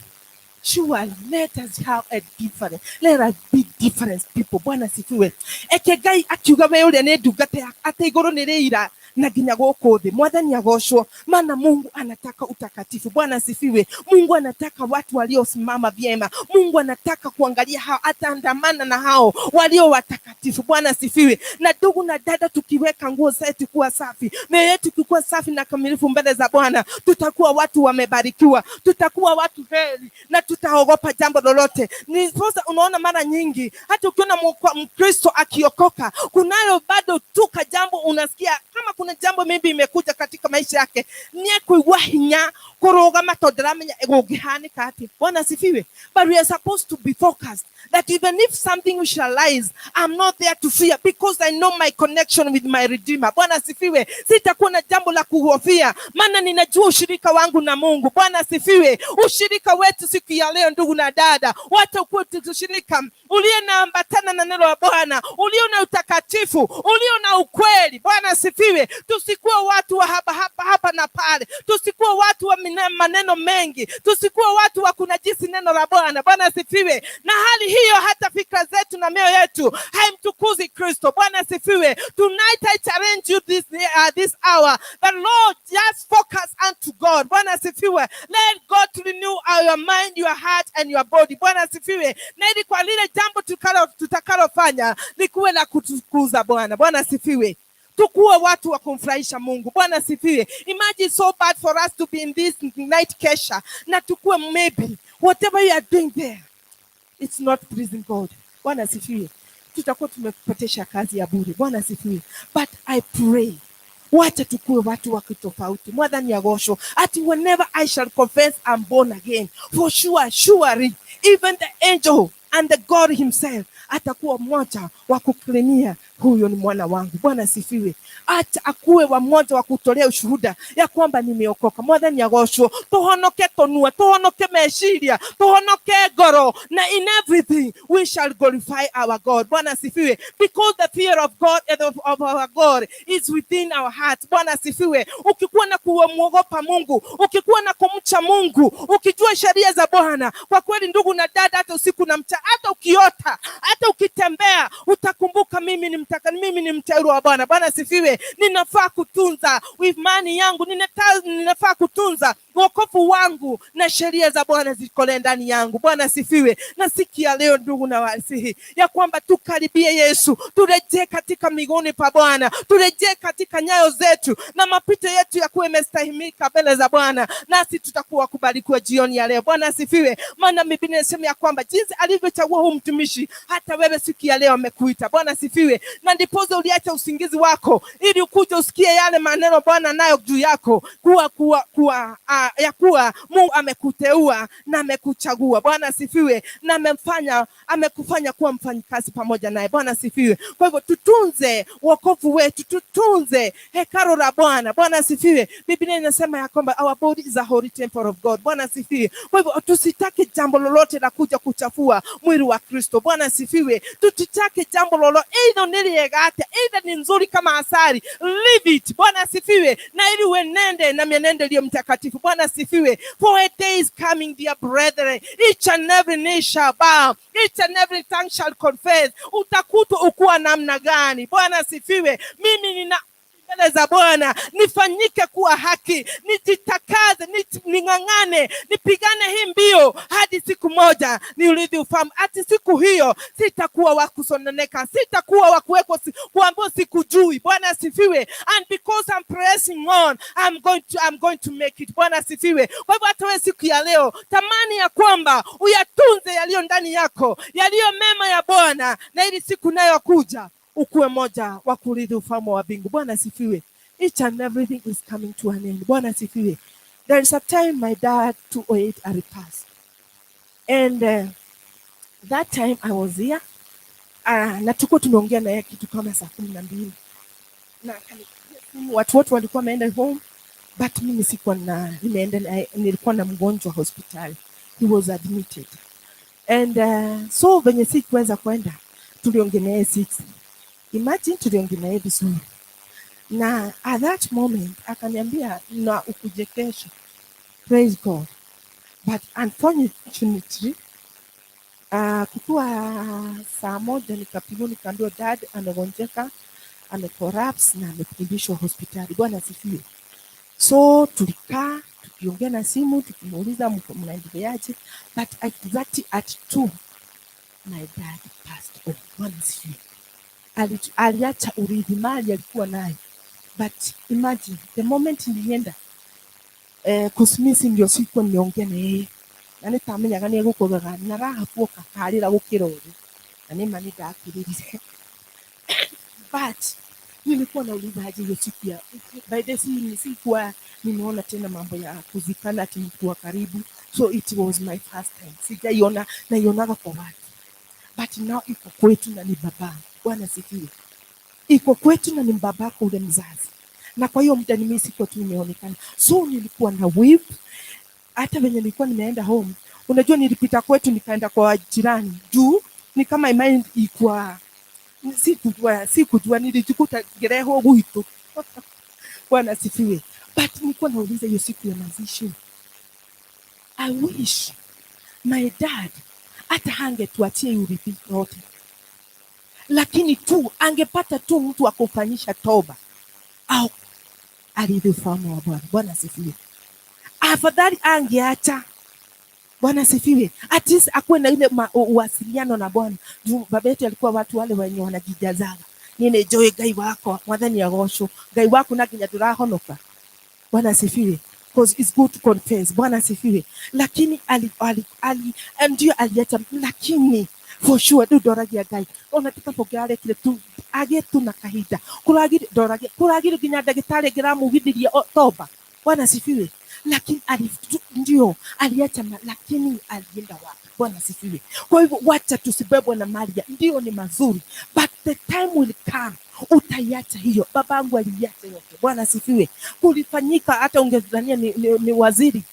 Watu walikuja na magari makubwa, but they did not. Hawakumpatia wokovu. Bwana asifiwe. Surely, dear brethren, let us seek God day and night. Bwana asifiwe. Na nikasema ya kwamba mtoto wako hajui neno la Bwana, mvunze, mumtie hiyo mkafomokidere mwathani agocwo, at least atoke na ile jambo la kukua ati kwega inaweka na negathi kwa ngoma. Mwathani agocwo, sababu ukielekesha huyo mtu atakuwa na ile utu wake. Bwana asifiwe. Atakuwa na hali ya kufikiria, na maybe katika hali hiyo Mungu atamshika. Bwana asifiwe. Maana siku hiyo dadi yangu aliaga na hakupokea Yesu. Bwana asifiwe. Nilikuwa na Mungu si ungenipatia tu nafasi tu hata kama ni kidogo, but all. Lakini siku ya leo hukumu yetu itakuwa kubwa zaidi, maana unajua Mungu saa hizi, unajua vile anataka baraka, lakini kama hatutaenenda na minendo ya Bwana, tutakuwa wakulia na kusaga meno. Bwana asifiwe. And that's why God has given us this opportunity, so that we may come on our ways. May go back to our ways, to our senses, and to go to the ways of the law, so that we may be able to receive the kingdom of God. Bwana asifiwe. Kwa hivyo shauku langu siku ya leo ni tuachane na mambo ambayo haitafurahisha Mungu, na tulinde sana utakatifu wa Bwana, na tulinde sana kile tulicho nacho, maana siku ya Bwana inakuja. Haijui kama ni kesho wala ni kesho kutwa, lakini utakutwaje? That's my worry, my dear brethren. Let us make our garment to be clean. Bwana sifiwe. Because the day of God is at hand. Bwana sifiwe. Kwa hivyo siku ya leo, hata kama Bwana amekuchagua kama mteule wake, siku ya leo Biblia inasema ya kwamba hata kama hautaogopa, tutunze sana tulicho nacho. Bwana sifiwe. Maana Mungu wetu anatuangalia. Bwana awabariki sana. Praise God. Mungu awainue na watende mema. Amen. Welcome our Pastor Beatrice. God bless you.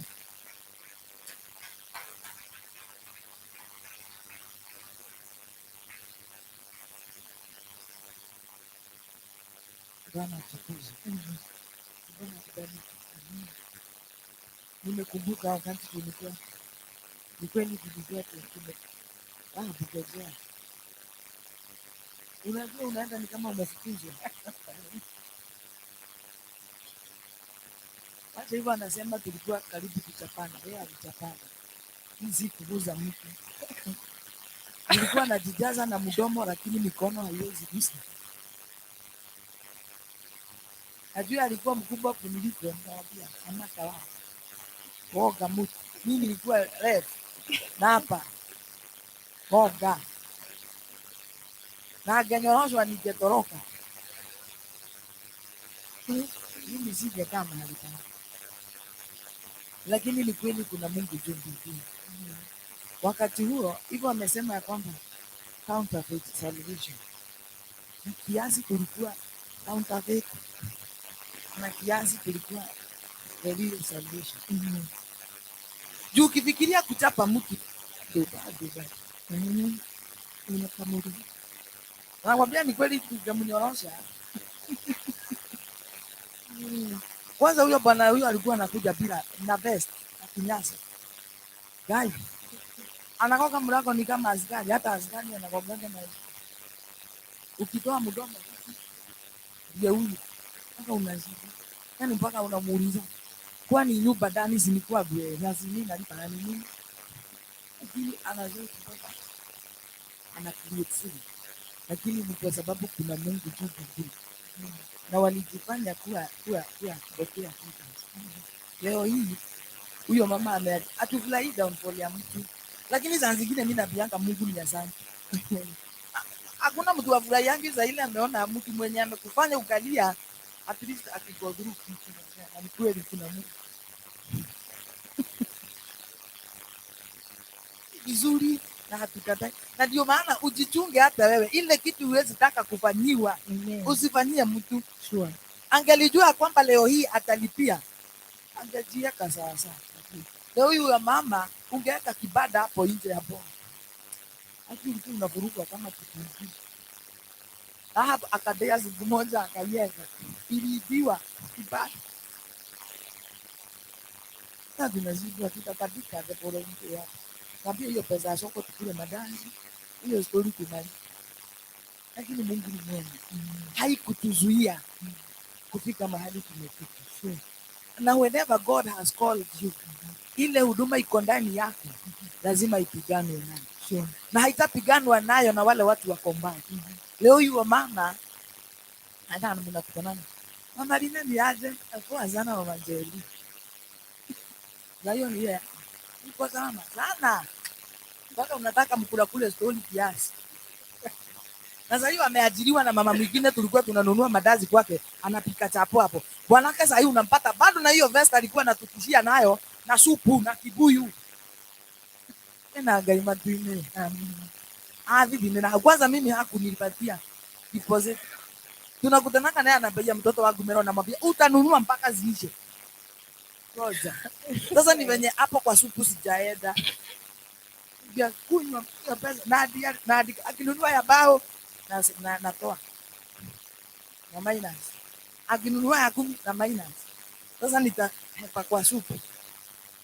Sasa mtura ya bao natoanisha mpaka ishe, ndio nikamwambia hauna deni. Hapo kati na Bwana akubariki. Kwa hivyo ukienda na wenye wanaenda kwa hii njia ya imani, ukienda na wenye wanaenda matira Ngai no uritira na no uriona ri wakikwama wale wa Bwana tukuje. Wacha nikwambie kastori kamoja. Unajua sisi watu wenye tulilelewa ushago, tunaweza peana story. Afadhali wewe ulizaliwa Nairobi kama ni Nairobi.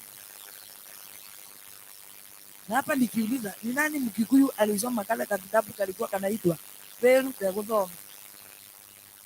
Hutine netahuria. No. Kugorogoria kunene. Niteria hiyo kitabu. Wacheni tuokoke huko. Tulikuwa na hiyo counterfeit na original, lakini sasa tuko kwa Mungu kuishi. Nyani, sio nogo. Saimo. Nyani manike nogo. Ni moja. Sasa. Hizo zikavamia shamba ya mtu siku moja. Nakwambia, unajua venye zinajua kujiwekea muda, hiyo ndio wenye walitoka shule juzi kujiwekea muda. Hiyo sasa, hiyo kidihaki hiyo hapo nitaandika mahali. Hiyo siku ingine mzuri. Sasa Mungu ukienda zaidi naenda ile zaidi nyingine inakuchekelea, inakufanyia vitu, na ndio maana tulitoka kwa hizo manugu. Lakini Mungu wetu ni mwema. Nikiongea hivi, David, nani kwenda Biblia? Bwana atakubariki. Hata nikwambie hizo Mungu zikikula hii zaidi, mama akizikukuza akiendelea kusaidia. Tulisoma kikuu. Akifukuza hii zaidi zinakuja hii. Huyo mbaba akaweka mtego. Bwana atukije. Lazima mtego. Akaweka mtego. Kwa bahati mbaya tu kamoja wakanasu. Na yeye juu ya yule uchungu na kwamba yeye ulikuwa amani wenye wamekula maisha ya kisasa. Hivyo nile kulipisha kisasa. Na kutoa machungu yote na hata pamoja ameshika. Kalifanyia vipicha. Kalinyoroshwa, kakanyoroshwa. Akaona bado kukichapa utaenda na utapona na bado utarudi kukula. Akaona ndio siku ingine usikubutu. Na ndio ikuwe funzo kwako na kwa wengine. Nitangoa hii neno. Nugu ikakaliwa chini. Nugu ni tubiri. Tubiri leke. Ikakaliwa chini. Mimi nilikuwa najaribu unajua sasa huko tulikapo tulikuwa tunachorwa tupicha.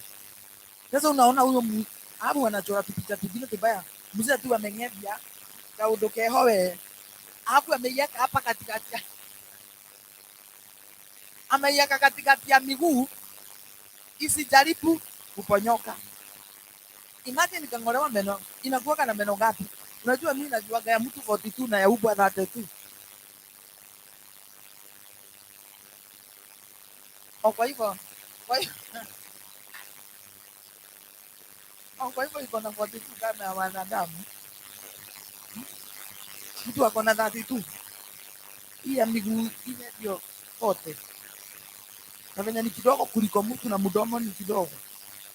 Sasa ikang'olewa. Alafu akairudisha. Sasa wacha nikwambie, iliporudi kwenye zingine ikaambia ngoja. Wacheni niwaambie. Nyinyi mnasema mmeokoka. Ni vizuri. Mimi nimeokoka na kukurua hiyo ndio.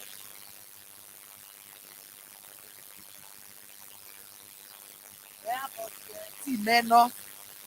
Sasa tuseme na Kikuyu aje. Ni ndahonoka na ndakurwo. Hiyo sasa wewe umeokoka na umeng'olewa. Kwa mambo. Ni kitu kama hiyo sasa, lakini hapana, bado hiyo haileti. Sasa ikaambia nyinyi mliokoka juu mlihepa na hamukushikwa. Mimi nikashikwa na ni kweli nimeokoka juu bado niko uhai, lakini sina. Kwa hivyo wacha tuokoke na tung'olewe kwenye vitu ambavyo vinaweza fanya hayo mambo yakawa chukizo mbele ya macho ya Mungu. Bwana atukuzwe. Bwana atukuzwe. Yupo Mungu mbinguni, sikiaye maombi yetu. Yupo Mungu mbinguni, ayajibuye maombi yetu. Tunapoomba asikia, anajibu. Tunapoomba asikia maombi yetu. Tunapoomba asikia, anajibu. Tunapoomba asikia maombi yetu. Asikiaye maombi, ajibuye kwa moto. Bwana mwaminifu, asikiaye maombi, ajibuye kwa moto. Bwana mwaminifu. Yupo Mungu mbinguni, asikiaye maombi yetu. Yupo Mungu mbinguni, ayajibuye maombi yetu. Tunapoomba asikia, anajibu. Tunapoomba asikia maombi. Tunapoomba asikia, anajibu. Tunapoomba asikia maombi yetu. Asikiaye maombi, ajibuye kwa moto. Bwana mwaminifu, asikiaye maombi, ajibuye kwa moto. Bwana mwaminifu, asikiaye maombi, asikiaye maombi, anajibu kwa moto, ajibuye kwa moto. Huyu Bwana mwaminifu, asikiaye maombi, ajibuye kwa moto. Bwana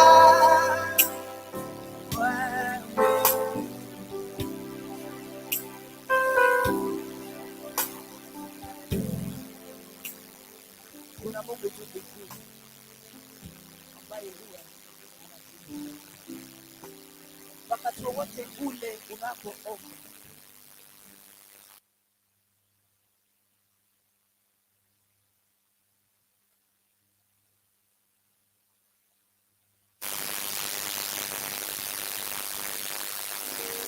Lakini maombi yako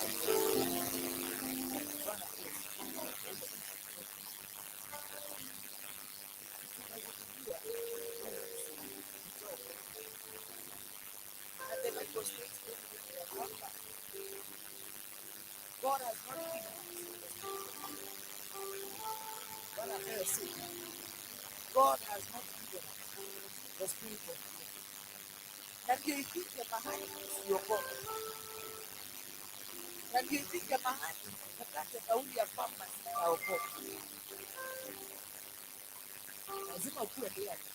Bwana asifiwe. Nataka kuonyesha kidogo sana nisije. Ndio usije ukaogopa. Lazima usikubali ya kwamba, lazima usikubali kunyamazishwa. Bwana asifiwe. Don't be silent by people who don't know you. Usikubali na wale watu ambao hawakujui hawakujui, hawajui habari zako, hawajui hadithi zako. Usikubali. As I read the book of Mark chapter number 10 and verse 46.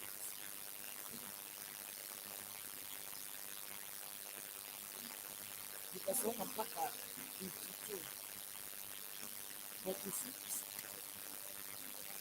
52. Now they came to Jericho. As he went out of Jericho with his disciples, and a great multitude, bright Bartimaeus, the son of Timaeus, sat by the Lord begging. And when he heard that it was Jesus of Nazareth, he began to cry and say, Jesus, Son of David, have mercy on me.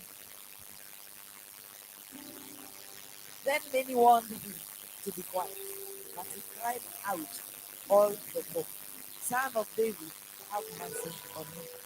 So Jesus stood still and commanded him to be called. Then they called the bright man, saying to him, Be of good cheer, rise, restore him. And throwing aside his garment, he rose and came to Jesus.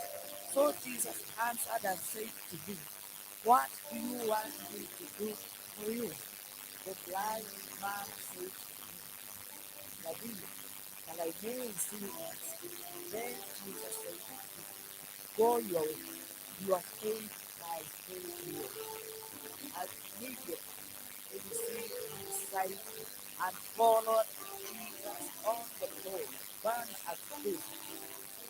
As Bartimaeus called to Jesus, the crowd, including the disciples,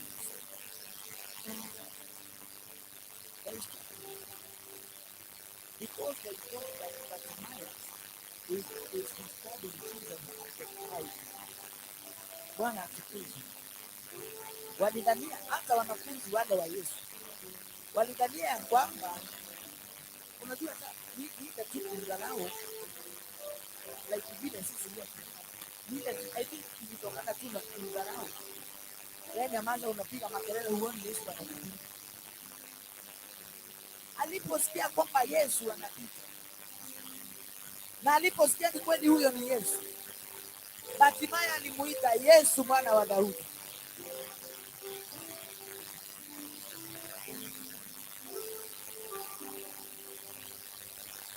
Yesu mwana wa Daudi.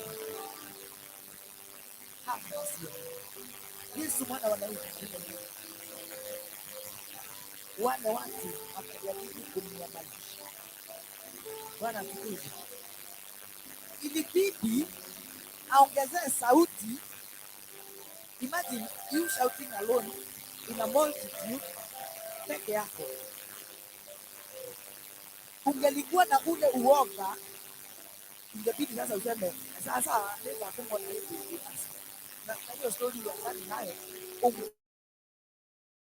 alijua ya kwamba ati sitakubali kunyamazishwa na wale watu ambao hawajui bora mkoi nguru. Wao walikuwa wanamuona yeye hakuwa anawaona, na akakata kauli ya kwamba nitaongezea sauti hata zaidi mpaka Yesu anasikia. Bwana atukuzwe. Unasikiza?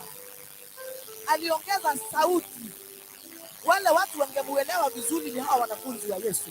Hata ndio wangemshika na wamlete karibu na Yesu. Ole wake Bartimayo. Walimnyamazisha. Wewe nyamaza, unapiga makelele.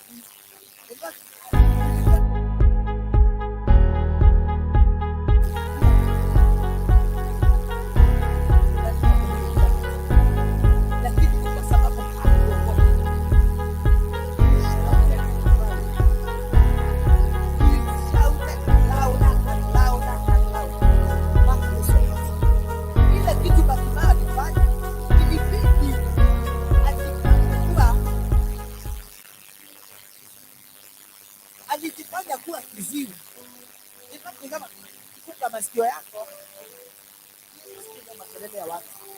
Kwa hivyo alifunga masikio yake na ili aweze kupasa sauti yake. Fortunately, Mungu akamsikia. Kuna mambo ambayo huwa unapitia, watu wanajaribu kukunyamazisha, na ni kwa sababu hawajui what you are going through. I would advise you this evening or this morning, not yet morning. Call this Jesus Christ. Bwana tukufu. Usikubali kunyamaza. Na wale watu ambao hawajui ule uchungu ulio nao.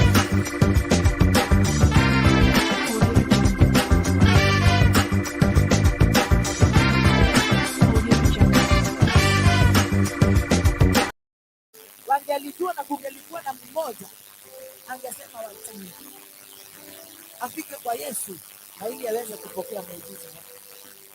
Bwana asifiwe. Kwa hivyo, don't let people who are not in your situation say it. You are the one who knows the truth that you are going through. Bwana asifiwe. Go and cry even louder to Jesus. Na Yesu atasimama na ili aweze kusikia dua yako. Usione kana kwamba umeomba sana ya kwamba Yesu hasikii. Usionekana ni kwamba umemuita zaidi na hasikii. Siku yako ni leo. Ongeza sauti. Funga masikio. Wacha kusikiza watu. Unajua sisi huhitaji kutafuta ushauri kwa watu mpaka unajipata tu you are out of the way. Maana tukuza. Usikubali kunyamazishwa na wale watu wako na wazazi wawili and yet you are not. They don't know the pain of being an orphan. Bwana atukuze. Usikubali kunyamazishwa.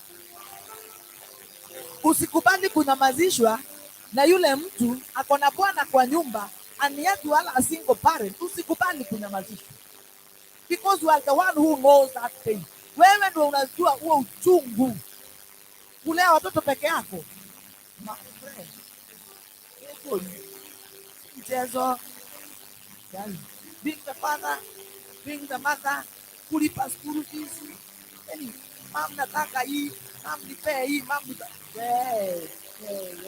usinyamazishwe. Tuachilie. Bwana asifiwe. Usinyamazishwe na yule mtu anakwambianga kwamba bwanangu is the very faithful man ever. Na wakutinda gokirira kanya mwico cia munyagwo magego. Warutiana gũkũ ũrĩkagĩria. Yaani usikubali kunyamazishwa. Maana atukuze. Usikubali kunyamazishwa na yule mtu na kwamba yeye halipangi lento nakaa kwake atiyo raha vudirera.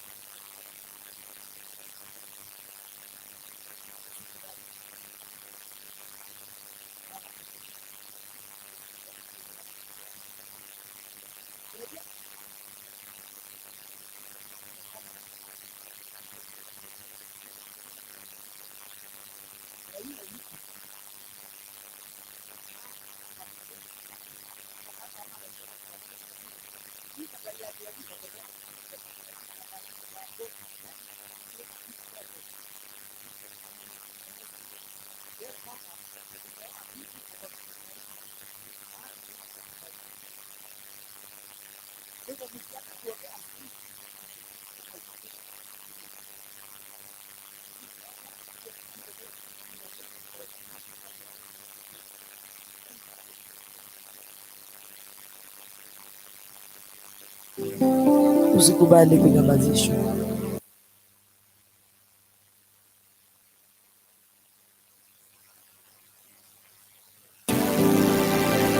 Na kwanza utaachana na uoga, usimame kidete, usimame kama wewe, ucheze kama cheza kama wewe.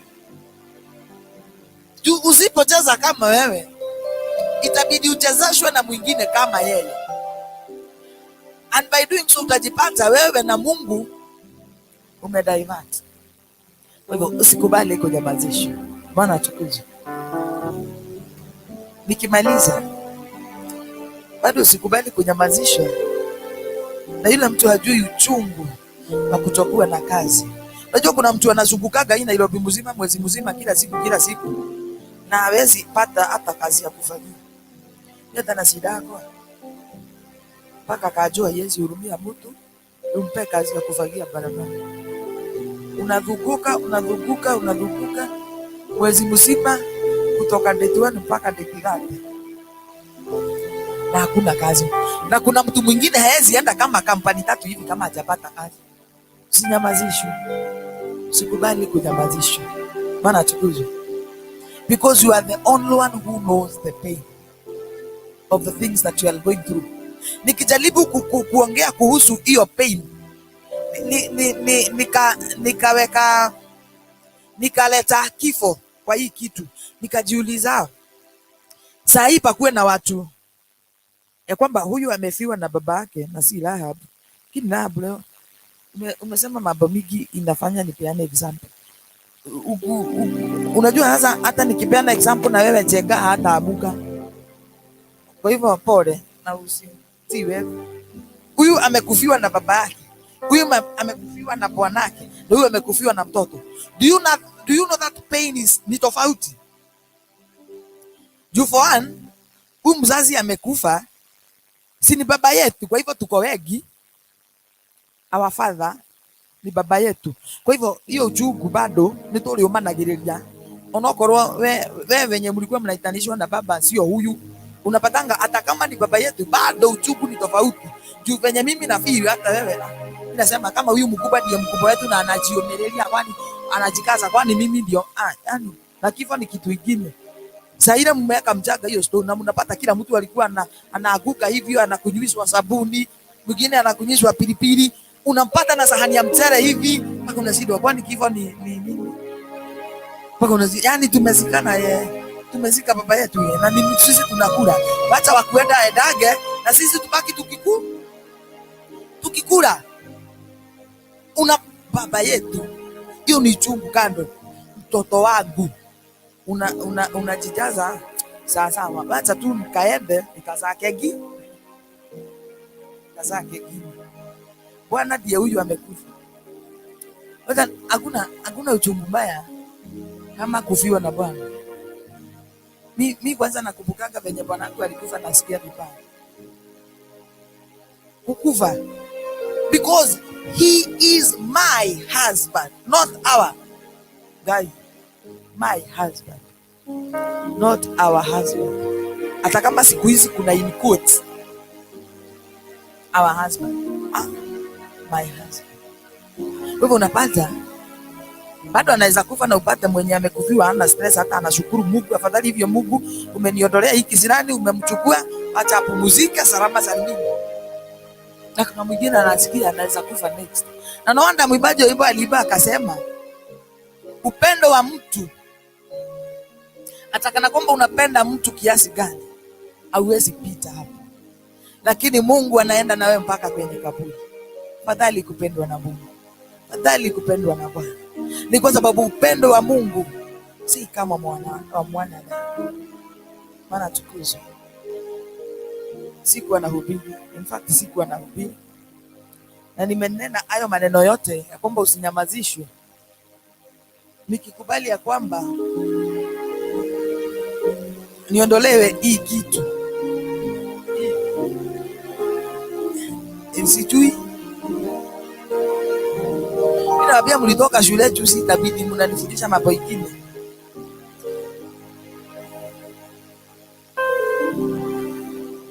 Hapa katika hii nyumba tulikuwa na watu na watu wa Korinto.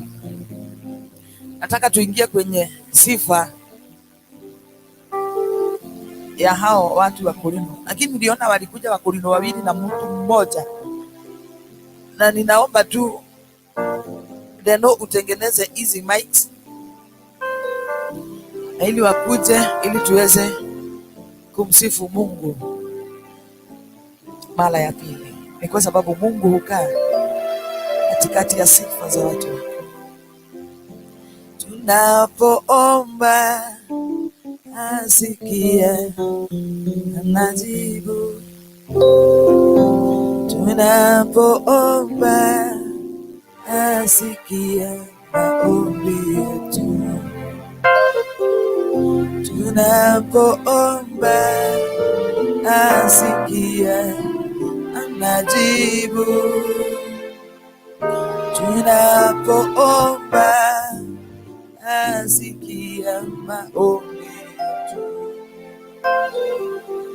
Yupo Mungu mbinguni asikiaye maombi. Yupo Mungu mbinguni sikiaye maombi yetu. Tunapoomba asikia, anajibu. Tunapoomba asikia maombi yetu. Asikia maombi, ajibuye kwa moto. Bwana mwaminifu, sikiaye maombi, ajibuye kwa moto. Bwana mwaminifu. Tuomba watusalimie na ili tujue ni akina nani wanaotuongoza kwenye kigosho. Bwana atawatenda mema. Mnaturakarira, mnatukasirikia, na sisi hatuna makasiriko, na tumesema hatunyamazishwi. Kwa hivyo hata sura zenu zichangamke juu hamtunyamazishi bado. Bwana Yesu asifiwe. Amen. Ni hawezi ninyamazisha. Tigua ya gwendagia. Nimeokoka, Yesu ni Bwana. Naitwa Kevin wa mutumia witagwo Mubi, na Mubi ni mama, na ndihaha ni undu wa Ngai. Ni Mubi ule ni irone Samido. Aca tio cia icio ni Mubi wa Samido. Ucio ni mamu wanyu. Icio ni icio mwana Ngai amutũrie. Amen. Mugeithio mwene nitumwendete. Ona ukorwo tutimuĩ. Gwĩciria gathimo-inĩ thaa ici. Gwĩciria onire thaa ici. Mamu wa Kevin nĩ twakũgeithia. Mamu wa Kevin Mubi nĩ twakũgeithia. Na mwanake waku twĩ nake gũkũ na nĩ mwanake mwega. Amen. Hallelujah. Praise God. Mwathani agocwo. Harĩtwo njĩtagwo Magikim kana Mwĩhaki. Tũkĩte tũrehete kĩgoco gĩa Korinto mwaki. Ngai wa muoyo mũrathime. Amen. Bwana asifiwe. Amen. Mwathani agocwo. Na niĩ njĩtagwo Njambi, Mama Maina kana Mama Kuria. Mwathani agocwo. Amen. Niĩ nĩ rĩa mbere gũka gũkũ njĩtĩtwo. Ũyũ nĩ my cousin nĩwe ũniarikire anjĩra tũke kĩgoco, na nĩ ndamwenda mũno na itamũĩ. Makĩria nĩ ndakenera ndungata icio cia atumia nĩ gũkorwo nĩ ndungata cirũgamĩte wega. Ndaigua atĩ ũthingu tu wĩna ũthingu wĩ mũndũ ũmĩrĩirie, na marĩa mothe marĩũkaga atĩ matigakũmakagie tondũ wĩna ũthingu. Ngai amũrathime. Amen. Ngai amũrathime na mũke wega. Amen. Nĩakuga mũnyite tũnyamũ tũtũ tondũ laini yahota gũgĩũka ũgũithie microphone. Kaba ũgwe nayo we handũ ha ũgũithie. Afadhali uanguke nayo kushinda kuliko uiangushe. Juu sasa hiyo tunaweza simamisha, kwanza tutake pesa ya microphone. hivi kwa sawa. Unajua hii ni ile moto, unasikia mpaka imetangazwa ni ile kikoso ya wao. Kwa hivyo ni mikono ufanye hivi. Wapi okondore twara. Tukugoca Ngai na tukugoca turi ithuothe to ni Ngai utuhete mihumu turi ithuothe thĩinĩ wa rĩtwa rĩa Mwathani. Rĩrĩa Jehova getana gĩtĩ-inĩ gĩake gĩtheru, hĩndĩ ĩyo Jesũ araũke umbĩte ũthingu ta nguo, nyũmba cia ndũrĩrĩ ciothe nĩikamemendwo na iga, rĩrĩa rĩraigirwo Zayuni kĩrĩma-inĩ kĩa Efuraimu nĩakona ũtugi wa Jehova kene, tondũ nĩmakaingĩrio gwĩtwo na irĩkanĩro, nyũmba cia ndũrĩrĩ ciothe nĩikamemendwo na iga, rĩrĩa rĩraigirwo Zayuni kĩrĩma-inĩ kĩa Jehova. Ciana cia ũthamaki gathithĩkanio kwa ngoma, kĩana kĩnyarirĩko kũu nĩkuo igacemania, nyũmba cia ndũrĩrĩ ciothe ikamemendwo na iga, rĩrĩa rĩraigirwo Zayuni kĩrĩma-inĩ kĩa Jehova. Kĩhotwo eohe gĩtuĩke mũcibi wake, ingĩnyitio roma andũ maya ũthamaki, nyũmba cia ndũrĩrĩ ciothe rĩrĩa rĩraigirwo Zayuni kĩrĩma-inĩ kĩa Jehova, rĩrĩa momaigĩte ngoro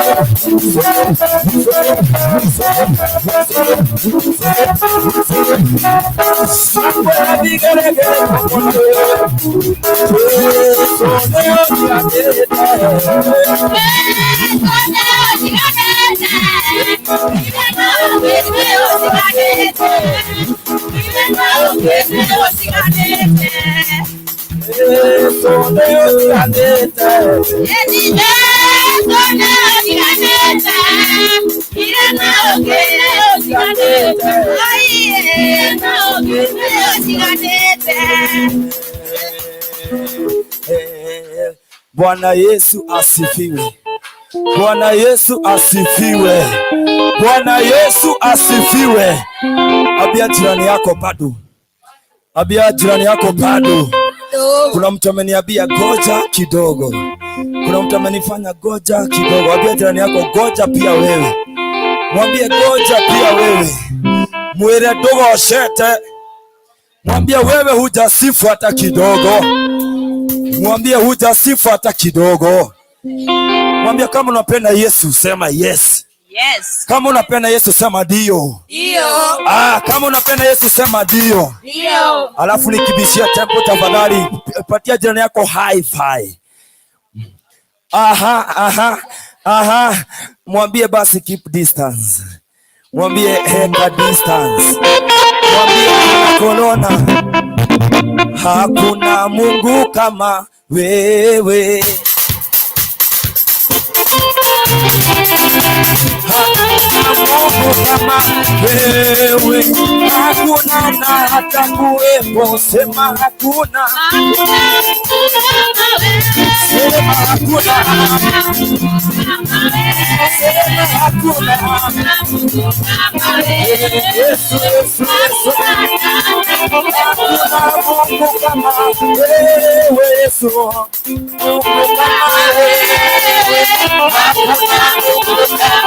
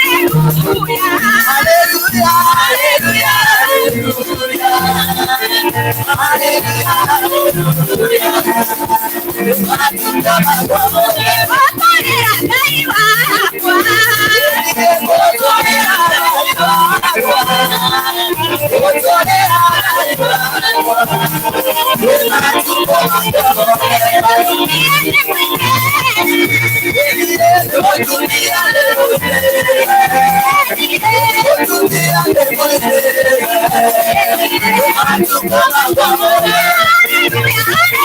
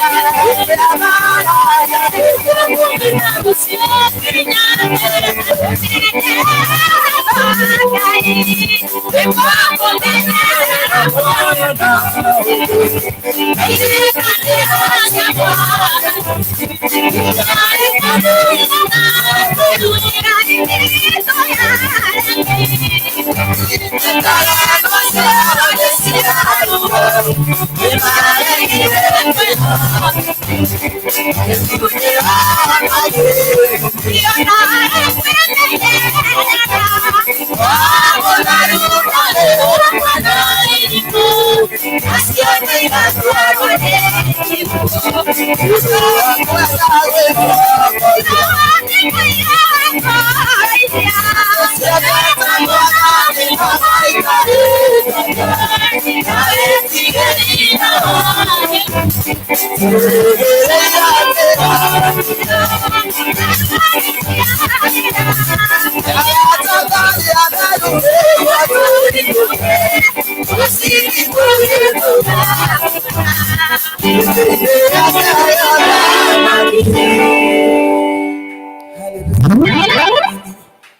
Bwana asifiwe. Tumemaliza kuimba. Ni kuchoka, umechoka?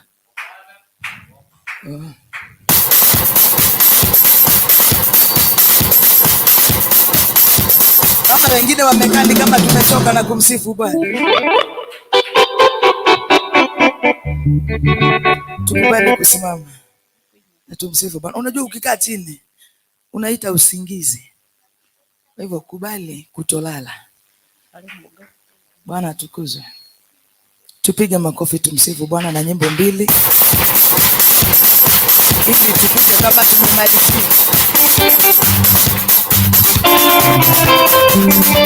Makofi, makofi, shangwe na vigelegele kwa Yesu.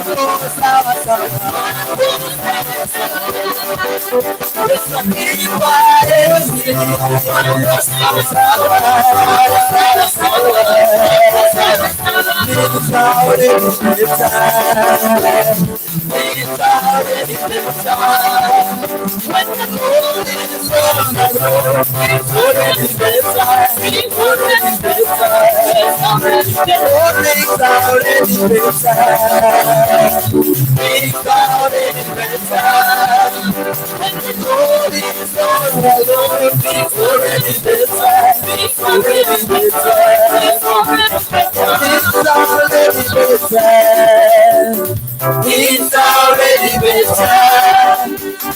Lord is on the throne. It's already better. It's already better. It's already better.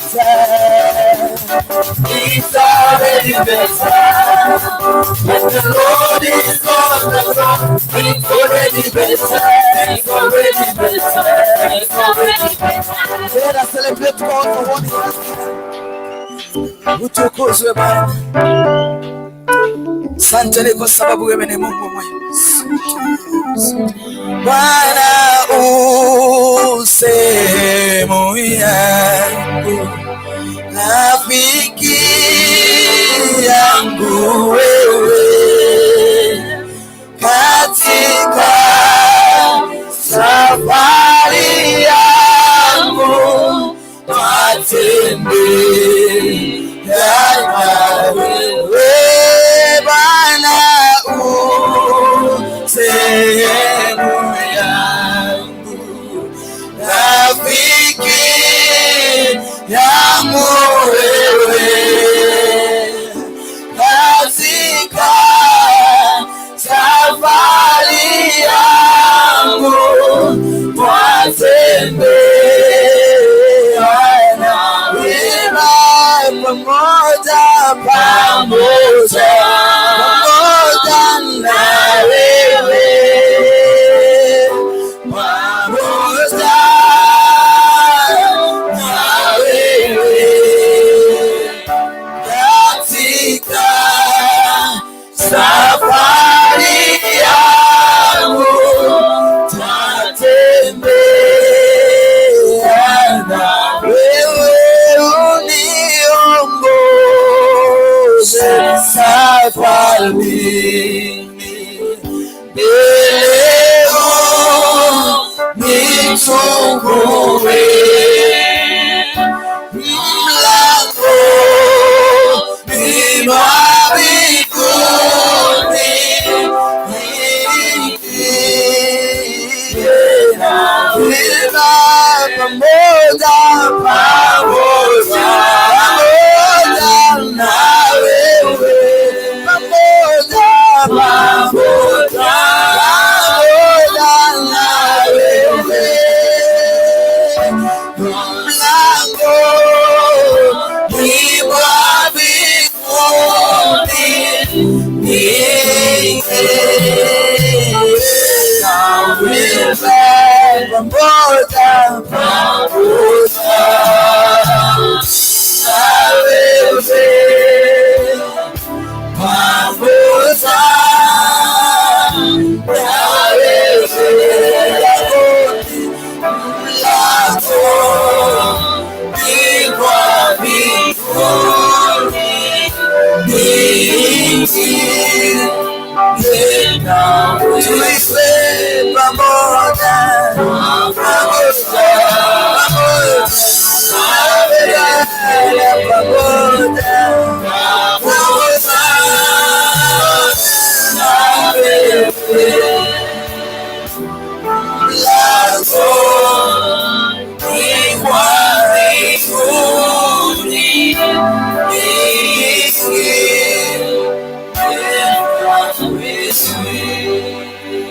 unafanya mambo ambayo wanadamu hawezi kufanya, unatoa faraja ambayo wanadamu hawezi kutoa, unafanya mambo ambayo wanadamu hawezi kufanya, unatoa faraja ambayo wanadamu hawezi kufanya.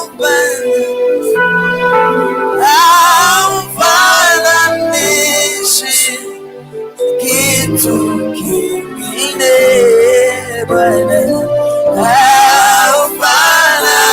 haufananishi kitu kingine, haufananishi Bwana, haufananishi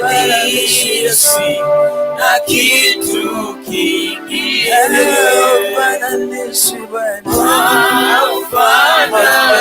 Haufananishwi na kitu kingine. Mwenyezi Mungu, tunalihimidi jina lako mara tena. Ni kweli wewe hauwezi kufananishwa. Ni kweli wewe hauwezi linganishwa. Ni kweli wewe hauwezi toshanishwa. Tunapoenda kwa kipindi cha pili na kusikia neno lako Bwana, tunaomba Bwana ukaandae mioyo yetu na ili neno lako likapate nafasi ndani yetu. Tunalishukuru jina lako Mfalme. Tunapo Mfalme mwenye nguvu na uwezo, pokea neno lako, wacha likafanye kazi yako ndani yetu. Tunabarikisha mtumishi wako mikononi mwako Mfalme, ili uweze kumpaka na kumutia mafuta yako Bwana, na ili anene mahusia yako Mfalme, kwa utukufu wa jina lako. Pokea sifa, ni kwa sababu wewe ni mwaminifu. Pokea sifa, ni kwa sababu wewe ni mwema. Hakuna Mungu aliye kama wewe. Katikati ya miungu hakuna Mungu kama wewe. Katikati ya wafalme hakuna mfalme kama wewe. Katikati ya mabwana hakuna bwana aliye kama wewe. Uinuliwe, uhimidiwe, ni kwa sababu wewe ni mwema. Pokea sifa Bwana. Tunakuinulia mioyo yetu juu. Tunakuinulia macho yetu juu. Ni kwa sababu tunajua kwako msaada wetu unapatikana. Ni asante, ni kwa sababu tukiwa mikononi mwako Bwana, tuko mahali salama. Tunasema ni asante. Asante. Unafanya mambo ambayo mwanadamu hawezi kufanya. Unatoa faraja ambayo mwanadamu hawezi kutoa. Hafananishwi na kitu kingine. Hafananishwi na kitu kingine. Tupigie Bwana wetu Yesu makofi, kwa sababu ni mwema. Tunapowapatia waibaji nafasi ya kukaa chini na kukunywa kikombe cha maji, na tunapojiandaa kusikia neno la Mungu, tunajua kwamba Mungu ametuandalia mema, ametuandalia mazuri. Hatukuingia katika nyumba ya Mungu mbure, bali alikuwa na lengo na kusudi kwa kila mmoja wetu. Na jina la Bwana lihimidiwe, na jina la Bwana litukuzwe. Oga, I welcome you.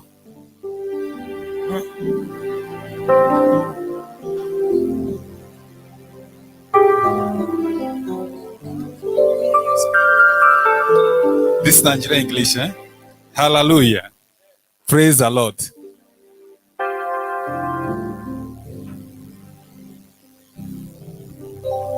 In the presence of God, there is full of joy. I'm very happy to be here today. Actually, I was busy in the afternoon, but my friend told me I should visit here, which is I did it. Because when you have a call of God, you have to be available every time.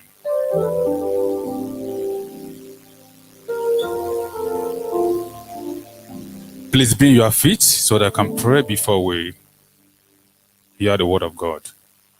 When I remember what the Lord has done, I will never forget anyone.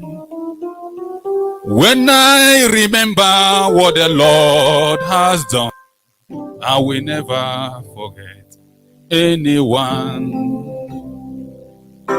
No, no, no, no, no, no.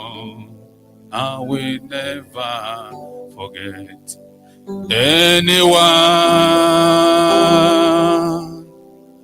No, no, no, no, no, no. I will never forget anyone. In the name of the Father, in the name of the Son, in the name of the Holy Ghost. Father, Lord, we thank you this night. because you are a God. We thank you, we honor you because you are a God. Father, we cannot do without you, but you can do without us. That's why we gather today, Father Lord, and our title of preaching today is Fear Not. We ask you, Father Lord, to give us strength. Give us power to overcome our enemies in any challenge. Father, we say, may name be highly exalted in the mighty name of Jesus Christ. Father, we committed our spiritual father who is not around into your hand, Jehovah. Wherever he is right now, Jehovah God, we ask you to add in more grace, more power, more ability to carry this assignment you are giving to him to lead us in our destination. Father, we say, may your name be highly exalted in the mighty name of Jesus Christ. We praise your holy name. Amen. Sit on top of your enemy.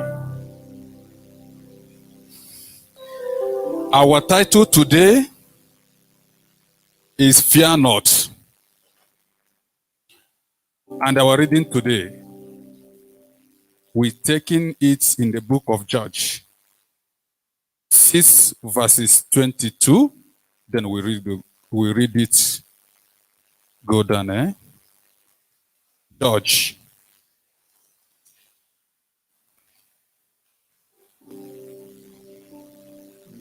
Then Gideon perceived that he was the angel of the Lord. And Gideon said also, O Lord God, for now I have seen the angels of the Lord face to face.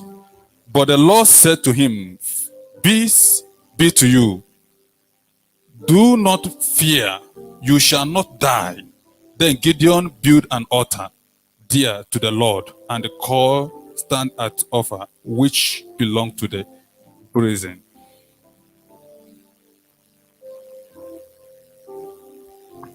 This is a great assignment God has given to Gideon. Today, we have found out our problems. We have two problems, two challenges.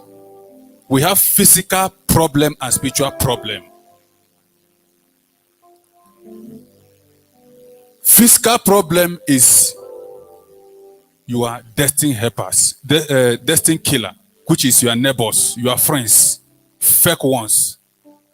The spiritual problem is altar of families, which is the altar our great-grandfathers has made and call our names. No any family that is safe.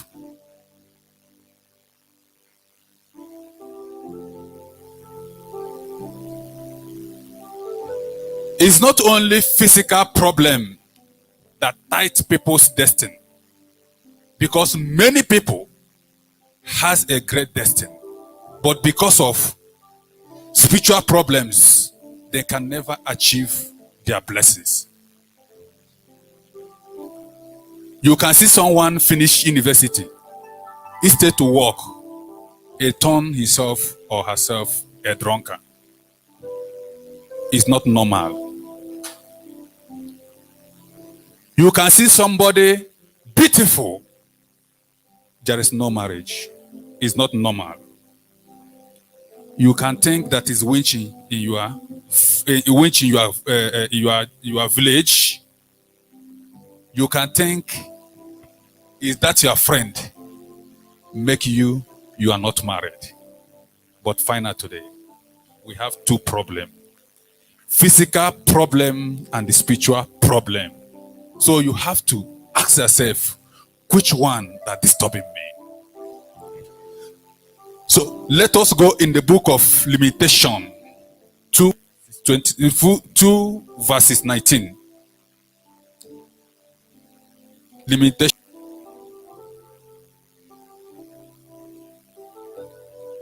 2 verses 19.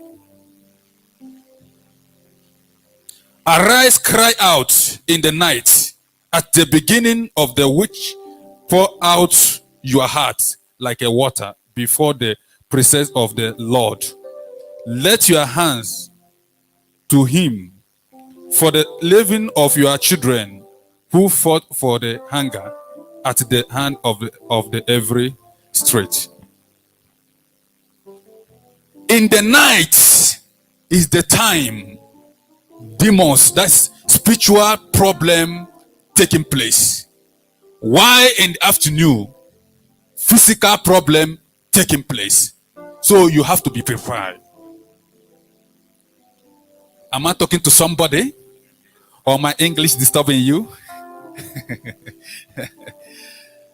So, physical problem attacking you in the night, in the afternoon.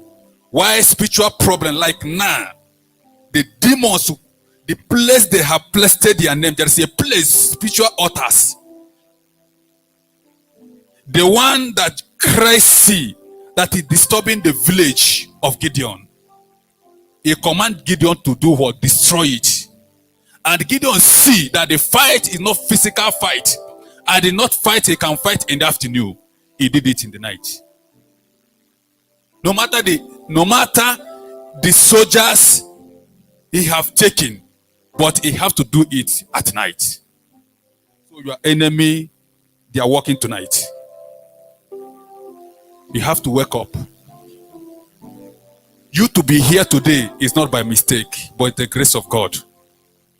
So try praying at night. Your enemy working at night. Special the spiritual problem. Because there is a place, there's things our great-grandfathers have did. And they say, let this thing upon our great-grandchildren. Which is in old time, there is nothing like church. Before Muzungu, that is white people, introduce us Christ. That time, each family have their own idol. They are worshiping.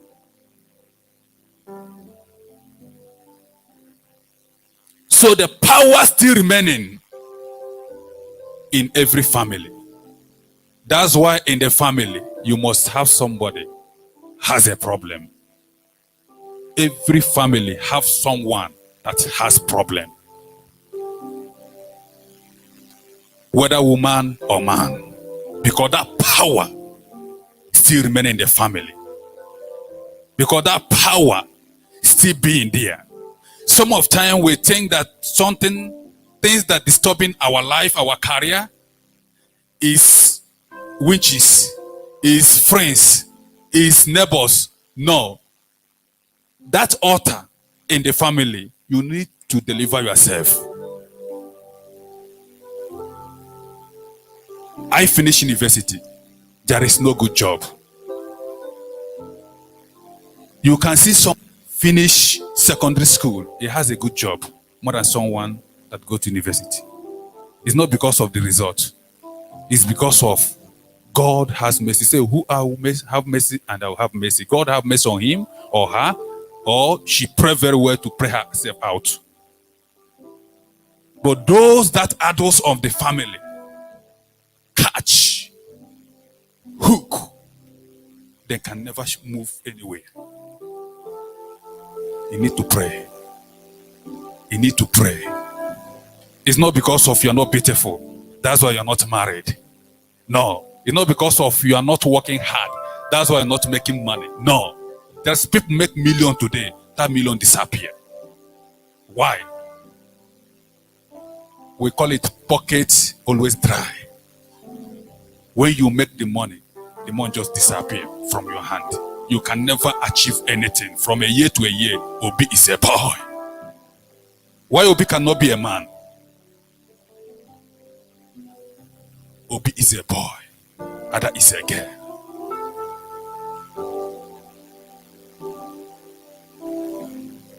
This one I have put in you Nigeria language stroke English. Obi mean boy now. Mean Obi. You understand? So Obi continue being boy until the end of his life.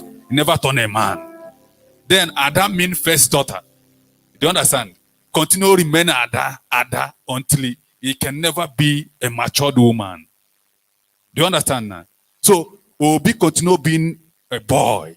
he can never achieve anything. We need to wake up. We need to wake up. That's why God has given us power over unclean spirits.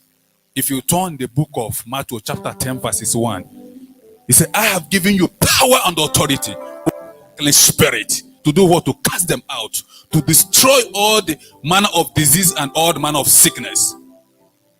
The power is with you. But how to activate the power to work? You can see maybe somebody came out now, or cripples, somebody that is crippled. Man of God, lend hand, they walk. Some people ask themselves, how this thing happen? It's not a charm. It's not a charm. It's power of God. If you read in the book of Ezekiel, chapter 37, verses 1, you read to go down. You see when God asked Ezekiel, if this drying bone that have scattered in the grave many years ago, he gathered them. He put life. He put skin.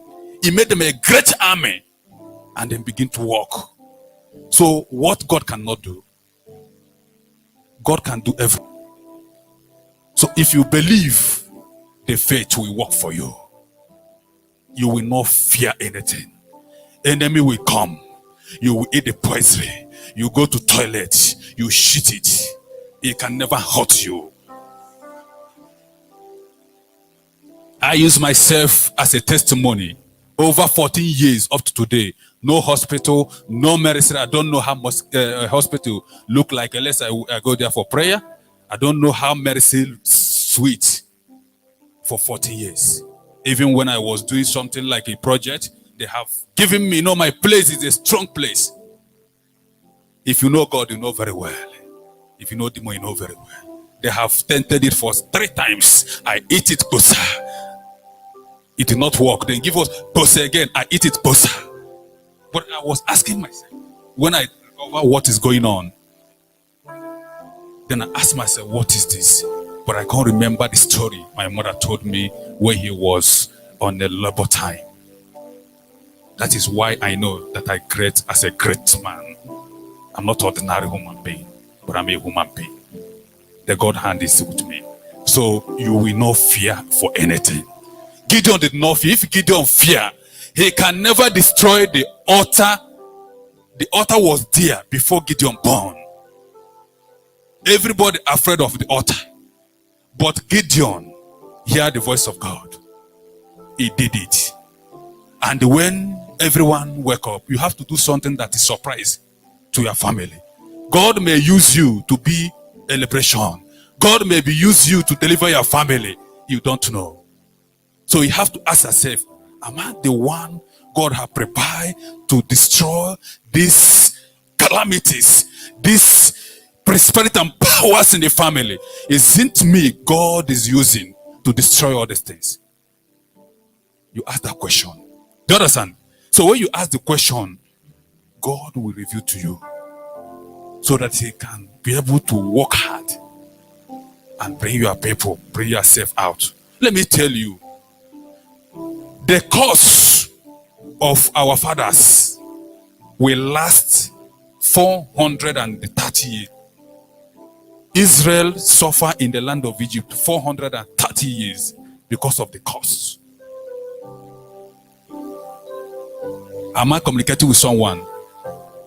Then, if you check about curse, things that bring in problem in the life always take time. Abraham was barren for 25 years. Why Isaac was barren for 23 years. So the curse of the father moving together with the son. So what our forefathers did, still working up to today. Only you to pray. Pray for your family. Pray for yourself. Ask yourself, make yourself close to Christ, so that he can be the light of the family. Because when you deliver yourself, let me tell you, when you try to deliver yourself, you are the one taking the richness of your family. Because let me picture you. When Israel was delivered, the Lord told them, go to your neighbor, ask him or her the gold and silver. And then did it. Everyone removed it and gave to them. When they left, their eye was open because they was blind. Then now they have paid the salary of the great grandfather to them, and they left. Someone tonight will receive that salary of your great grandfather who died in poverty. You will receive that richness in the mighty name of Jesus Christ. That richness will come to you. You will never die poor. You will not die like a mere man. You will not die like a mere man. You will die like somebody. If you believe, shout hallelujah. You will never die like a poor man. You will never die like a mere man. Mere man means nobody, right? In Kiswahili language, you will die like somebody. The problem of your family can never take you anywhere again. As long as today you have no two problems we always have. Physical problem and the spiritual problem. Let me tell you, when you sick, you did not know what disturbing you. Doctor don't know how to handle it. Even you yourself don't know where to go. But if you know your problem, you know where to go for rescue. Right? So now, you have spiritual problem and the physical problem, which is now what you do. You know the type of friends you have. Do you understand? We say, fear not, fear nobody, fear no demon, fear no witches. Not fear not only. You will not fear witches. You will not fear that old people in the village who trouble you. You will never fear that woman who told you will never marry that man. You will never stay in that compound. Don't fear anyone. Don't fear any of them. They are artificial. But if you fear, whatever they speak, whatever they do, will just automatically get you. Because fear always kills. You see, when car has an accident, the people who fear died. But people who did not fear, they can be rescued. Fear always takes someone in a problem. But I pray for you today that Jehovah will serve, will remove the spirit of fear and give you the spirit of strength in the mighty name of Jesus Christ. If Gideon is a man that did not believe in God and don't believe in the power of God, he's supposed to be feared. Because this is Shran of the village, not only his father. No matter the father is the one that worship, but that is the community power. This young man went, destroyed, terminated everything. And everyone was afraid. Even the father was afraid. Isn't my son did this thing? This thing that I inherited from my father? This thing I inherited from my great-grandfather? Now I'm worshiping. It's supposed to be the nest. He went and destroyed this thing. Okay, if this our power, our God has power, let us leave them to contest together. Let him fight for himself. God told Gideon, fear not, I'm with you. And God blind the eyes of the witches, blind the eyes of that Ado. He could not even near the Gideon because there is a fire God has put in the life of Gideon. So that fire will be in your life in the mighty name of Jesus Christ. You will receive that fire tonight so that when enemies see you, it disappear. When witches see you, it disappear. When wizards see you, it disappear. Because you are a covenant children. Anything that afflicted other people does not permit it to afflict you in the mighty name of Jesus Christ.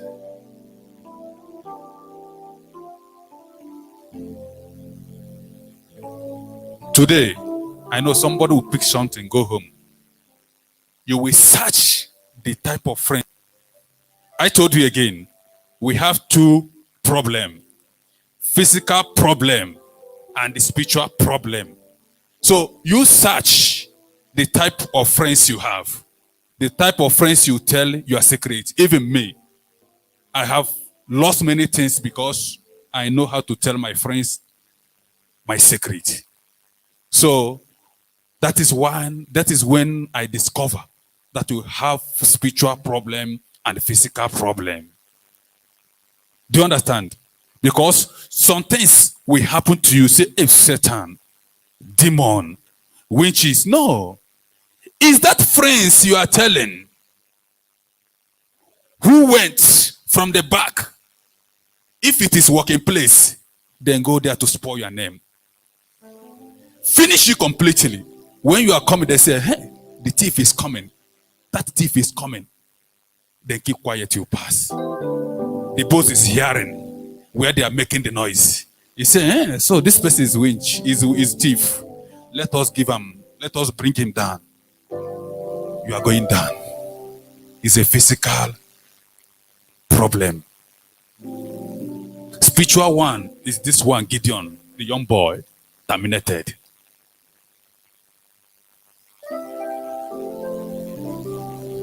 He destroyed it completely.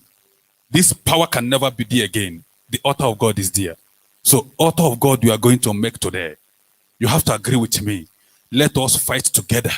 Make our altar for our generation. So that the sufferness we have suffered with our children will never see it again. Because when you make a lineage with, you destroy your father's lineage. If it is a lineage of poverty, you try to make it in life. If it is lineage of no marriage, you try to marry. You break that covenant. When you break the covenant, your children follow that guy and move on. We destroy the spiritual problems. That calamities, we have to wash it away. Remove it in our way.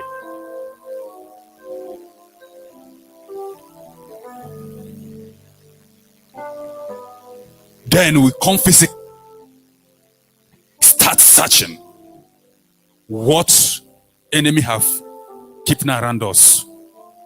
Then we sweep it away. Our way, we confirm. You see, just you give testimony under 1 month because you have already knows your problem. Do not fear not, fear not. You see somebody say, I will not fear him. Have you prepared yourself spiritually? You have to prepare yourself. Not fear not. You see somebody say, I think yesterday there's a pastor who preached fear not from Nigeria. The other one, madam, our pastor from Kenya, who was speaking Kiswahili, said, fear not, I will not fear this person. Have you prepared yourself to stand in the challenge, in a war? You have to prepare yourself. How will you prepare yourself in this fight? Through prayer. Through sacrifice. Because after Gideon finished the assignment, the Lord told him, go straight to your father's Bua. For 7 years Bua, sacrifice for this altar you have killed, you have destroyed, to go directly where he's supposed to go. Bring another 7 years Bua, sacrifice for this new altar to have power. He did it. And he waited. The people came to fight him. No one. Even the Ado was blind. He can never see the Gideon again.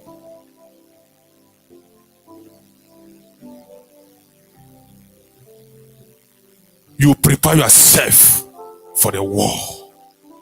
Because in this life, we have two parties. Do you know that? We have two parties in this world.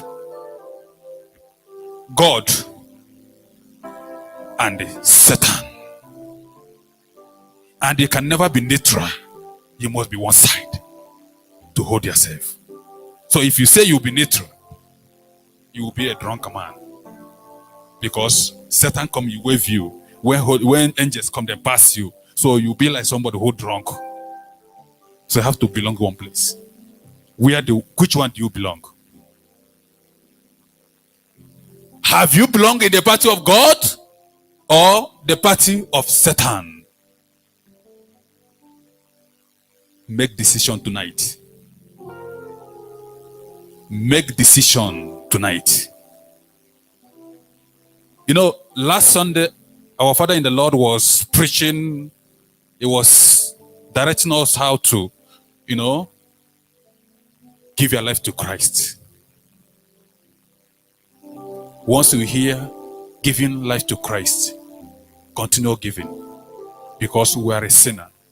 We sin every day. Even the thinking you think in your heart, bad thinking, even the bad look you look somebody is a sin.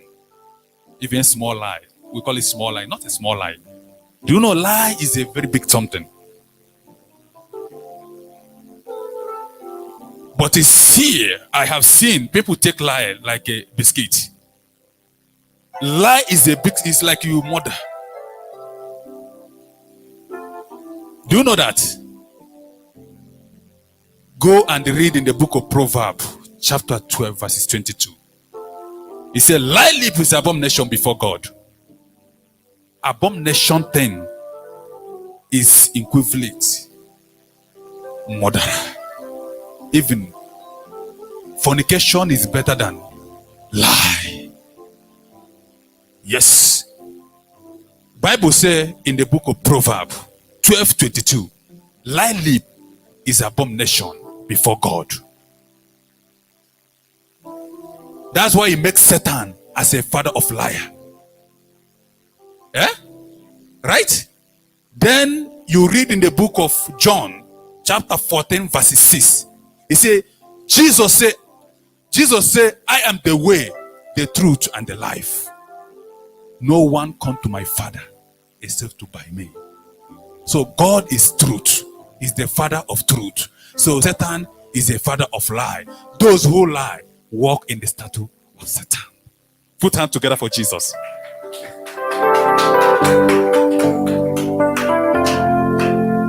So read the two places. Proverbs 12:22.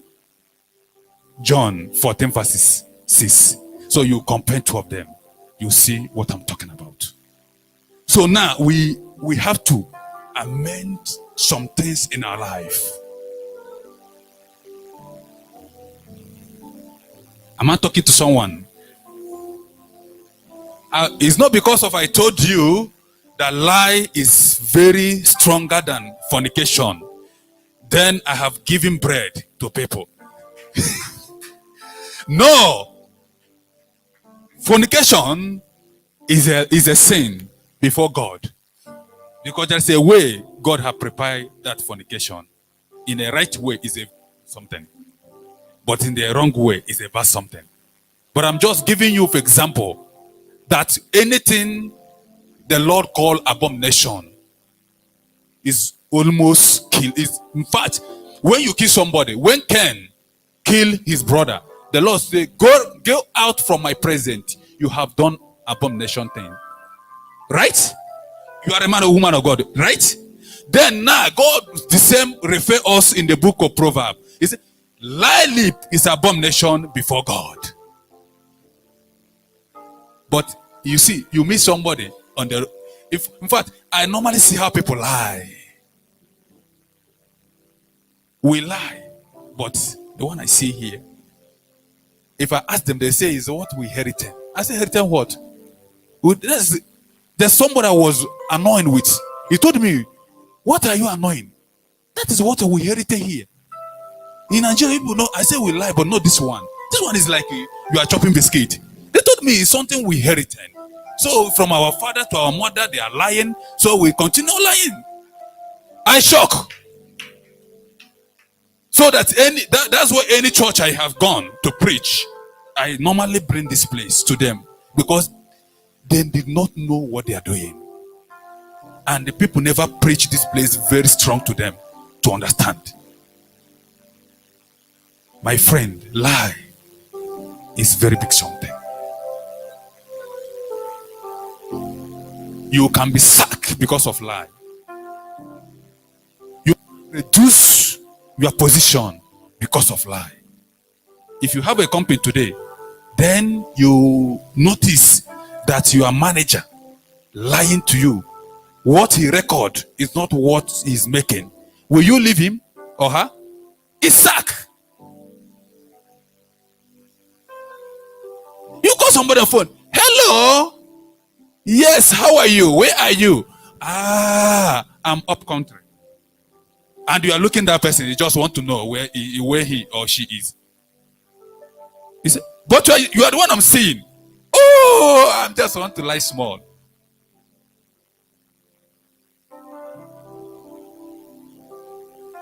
Fear not.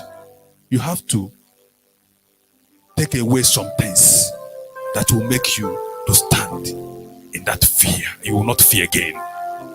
Because when you still remaining inside that sense, those things you think that is small, my day is not small thing.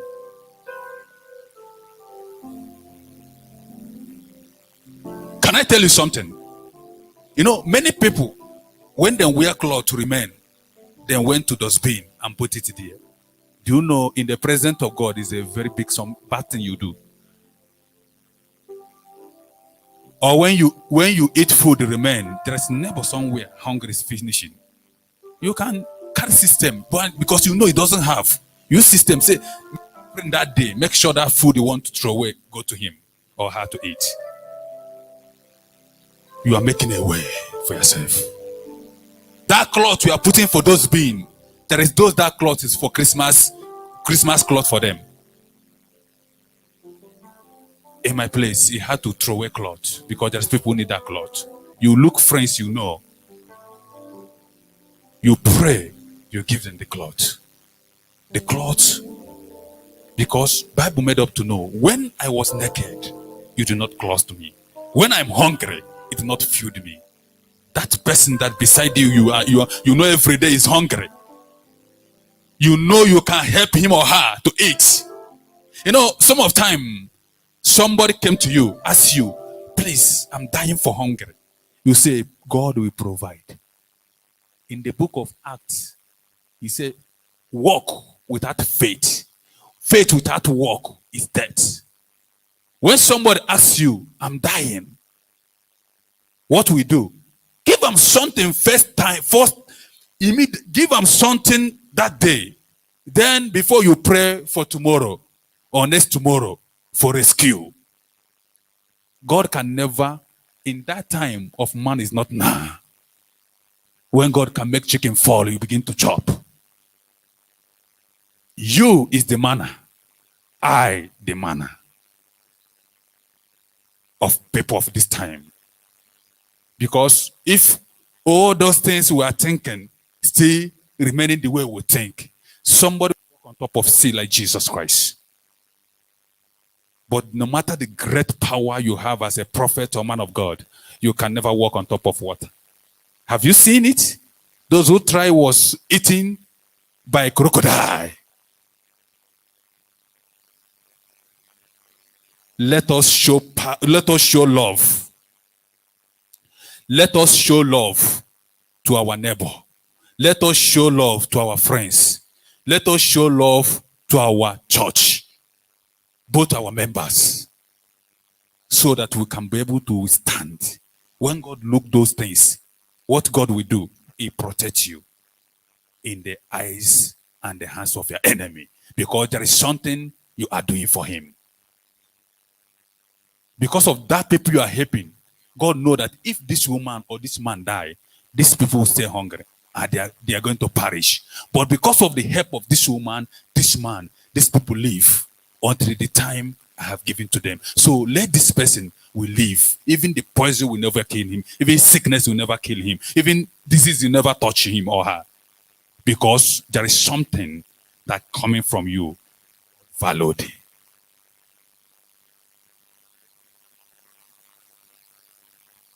Fear not.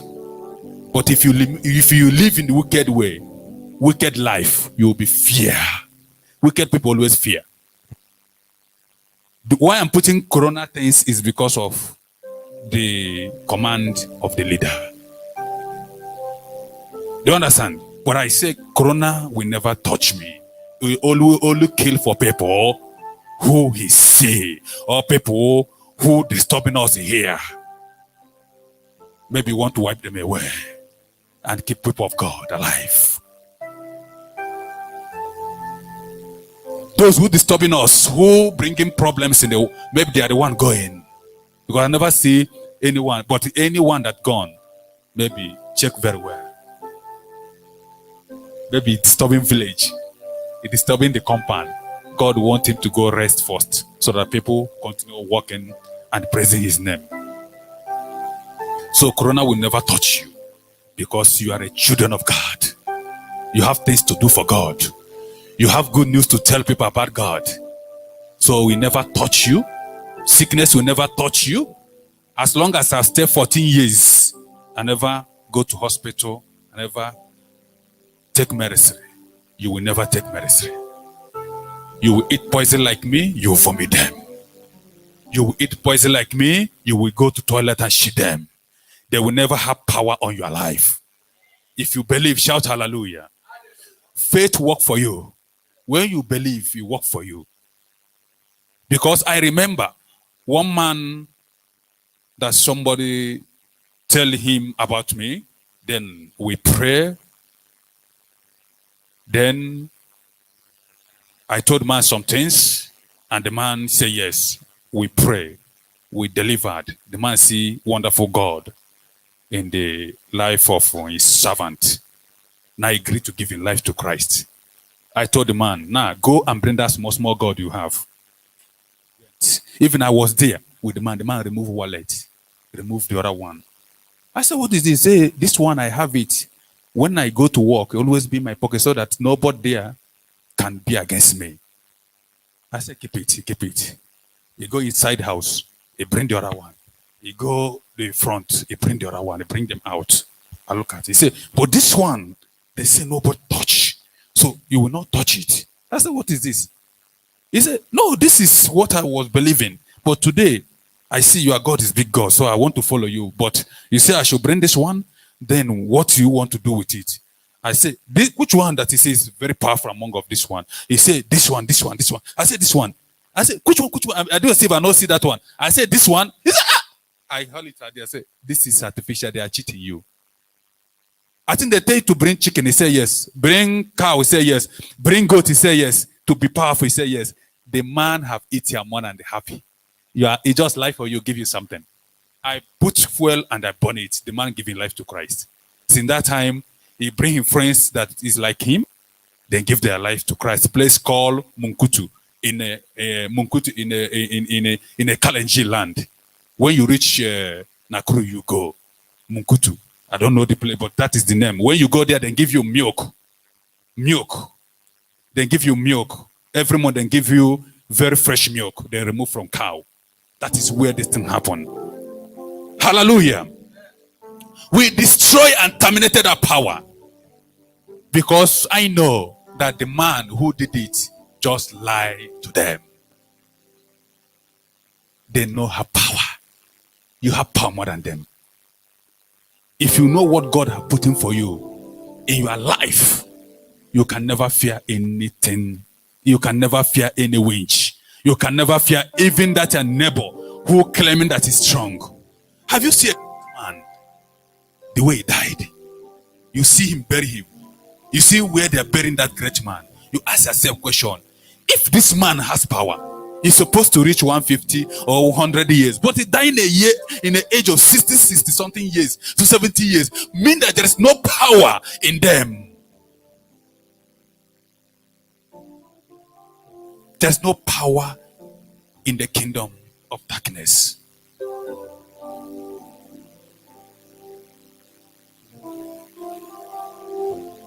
If you want to fear, maybe you are not genuine. If you are genuine, never fear. Because you are innocent. Anything you did not know can never harm you. Or unless something you know is something will harm you. I don't know. That's why I told man, I don't believe in this. Because I don't know this. You don't know me. What I know is God. So let me see the power of this. I took it up. In shock, I burn it. He removed fuel, I burn it. And everything gone. The man now giving life to Christ. Do you understand? Because I know that this thing, I don't know it. And I don't believe in it. This thing must to finish today. Let him disgrace that man and who did it. And that day, the man told me, I have believed in your God. He telling friends who had some powers, they are calling me, I meet them, I terminated everything, I destroy everything. Do you understand? They begin to give their life to Christ. Give their life to Christ. Never fear anything. God have bring prophetic ministry where your man, your father can speak to you, where your father can pray for you. Things begin to happen in your. It's not in Catholic Church. I was a Catholic member. I wanted to be a priest, but the Lord did not want it to be like that. He take me out. Then I enter prophetic ministry, where God speak, where God healed, where God delivered. I was my servant from my childhood. I wanted to be a priest, but God said, no, you will marry. If you may go there, you go marry sister. So don't go there. So they can marry here. Yes, God knows everything. You know that if I go there, maybe I go there, I told one sister, let's go and marry. This one, I'm tired. Make it in that way. When I take exam, I will never pass exactly what I'm supposed to get. But when I come out, I enter Bible school. Even when I go there, it's only 2 weeks to take examination. In that Bible school, I go only 1 week. Examination come, I get 90 over 100. But I was strongly in that brother, all this thing to make sure that I will enter brother school. But it could not work. So that is why I know that is not my destination. So you have to pray. You have to ask God to direct you. What is your destiny?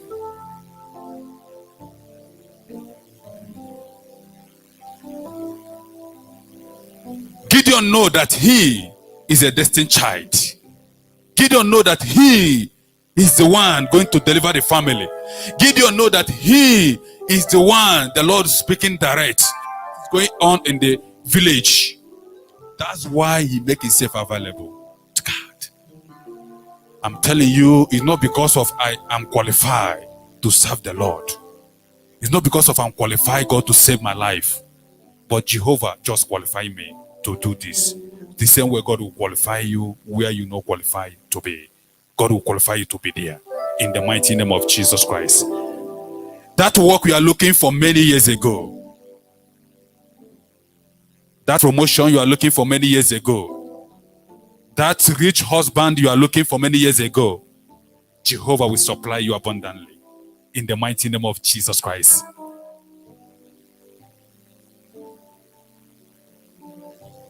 Only faith can take you somewhere. Even if you preach from now to tomorrow, without faith is in vain. Our mommy have preached in Kikuyu and the Kiswahili language. People was excited. They have preached. I was seeing him when anointing upon him. He speak. Heat come. Heavily heat come. He wipe it. I say yes. I was still at this watching. I say yes. You know, when the Holy Spirit upon you, you will act like a mad person. But people did not understand. I was here reading. Even I said, oh, let me just go and sleep because our mommy have already do things. You know. But when our sisters here say, no, you have to come up. I did not even. I asked the Lord, where are we going? He said, no, you have Bible in your head now. Why not you go for Gideon? Because today is fear not. And then I go to Gideon, I bring it out. and they work with the topic of today. So when you call for something in the night, you are entitled to do what you have called, unless you learn. But if you call, God always directs you what to do in appointed time, because you will be trying when you are not expert.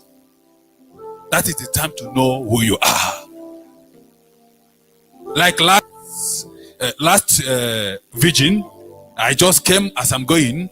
Our father in the Lord said, no, you minister today. And I stay. My friend went. Without practice, without doing anything, but the Lord spoke. The Lord directed me what to do. And it was very good. So may God bless us and give us encouragement, so we can be able to encourage our heart to be a light in our family. We have many things to do. We have to change our lineage. That's what everybody now fighting in Nigeria, going prophetic church, going to church, going everywhere. They want to change their lineage. Some people now try to deny their names, try to change names, because what our great grandfather did, if he cannot fight, is 430 years before he leave you. Yes, cause last for 430 years. Israel suffer for Egypt the same. But if you can deliver yourself, if you can stand for the deliverer's time, you can be a light. You have rest. That blessings in the family. No family is poor,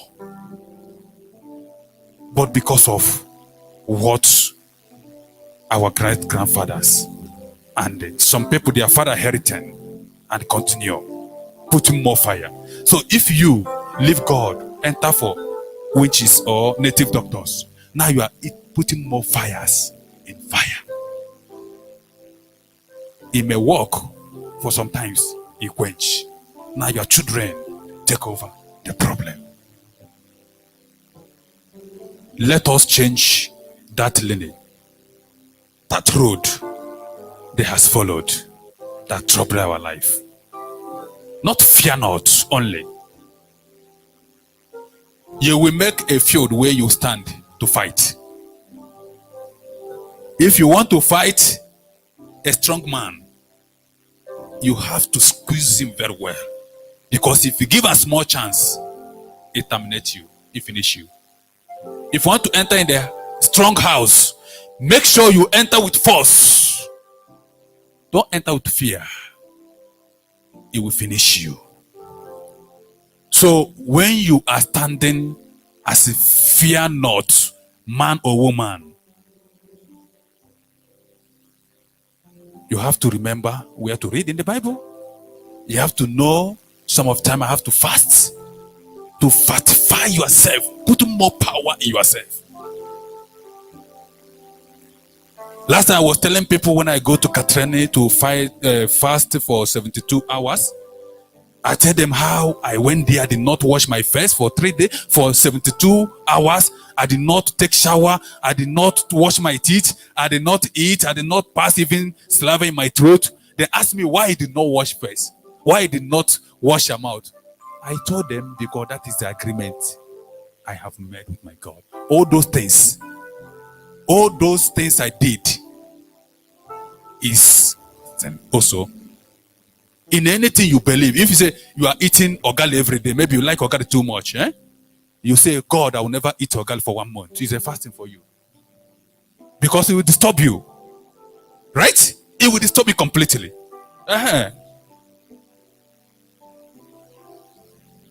So when I went there, I see people taking tea. In the morning, they take tea with some mandazi.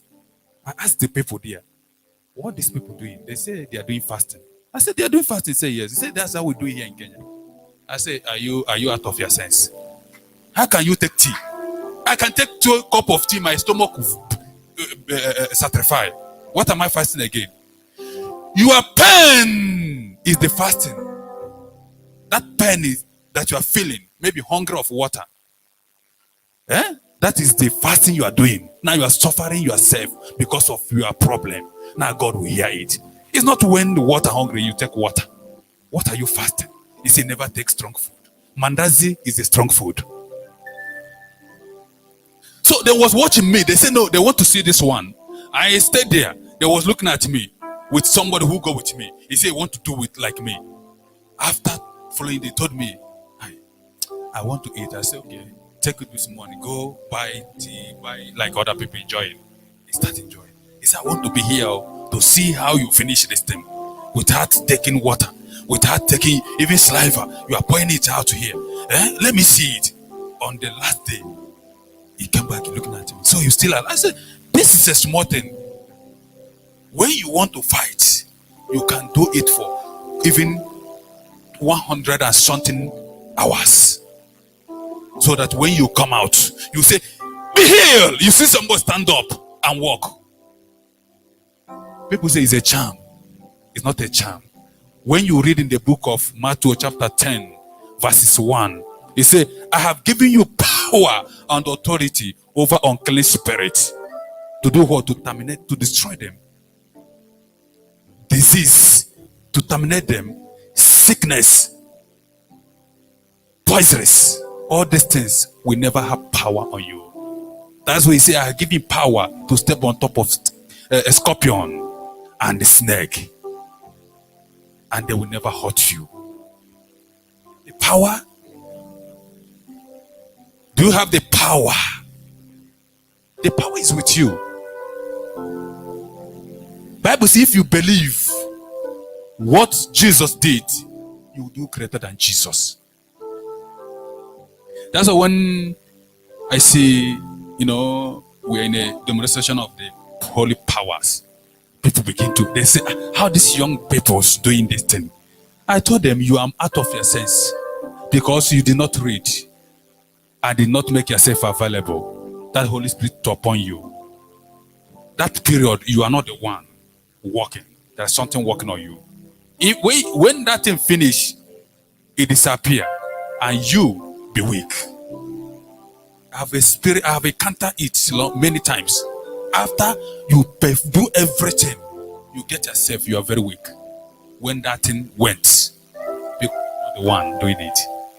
If you ask the woman of God who preached before, he will tell you that time he finished, the heat disappear. He bought coal, so he need to rest. That thing has gone. It's Holy Spirit. You are not doing it because you want to do. If you read in the book of John, he said, he that is speaking is not him that's speaking, but his Father in the heaven speaking through him or her. Hallelujah.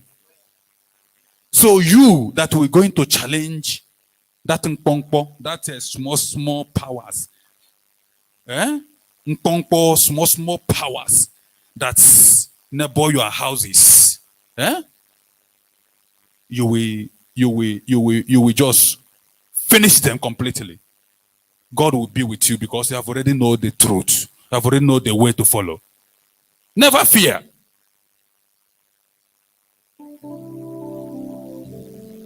Children of God, time have reached. Bible made me to know in the last day, I will pour anointing men and women to prophesy, to demonstrate the power of Holy Ghost. This is the time, because in time, many things has come. Even witches, they has come out, say they are witch.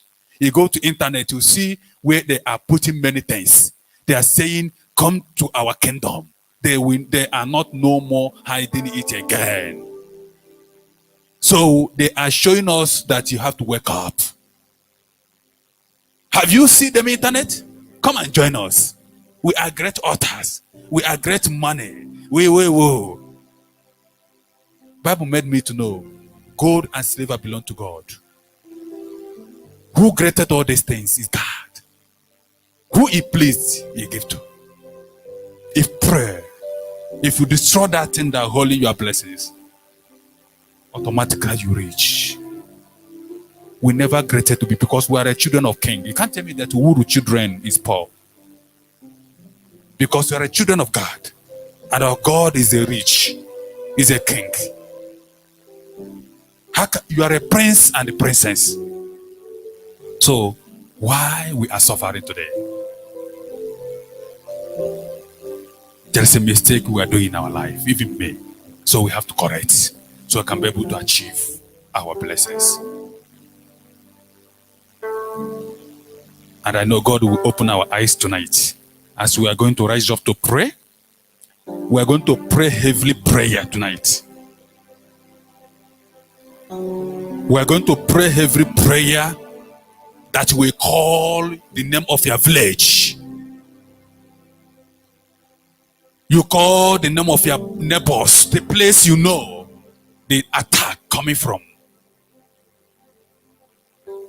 We are going to squeeze them tonight. We are going to destroy them tonight, because this is our time to be free. To us to be here is not by mistake, it's a grace of God.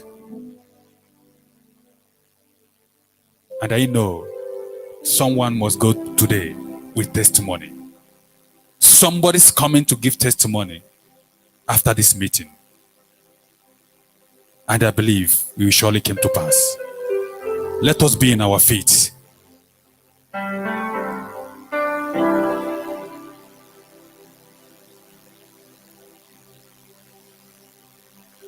Where is that our choir? There's a song you sing in the beginning. I like that song before we start praying. That first song we sing, I don't know. That first one. Do you remember it?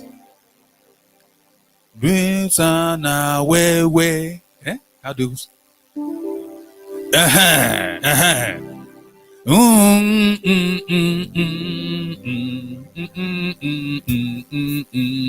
you get ready for your prayer. Be in your feet. We are going to pray for the sickness. We are going to pray for our family. We are going to pray for that altar to be blind. They will never see us as we are preparing to fight.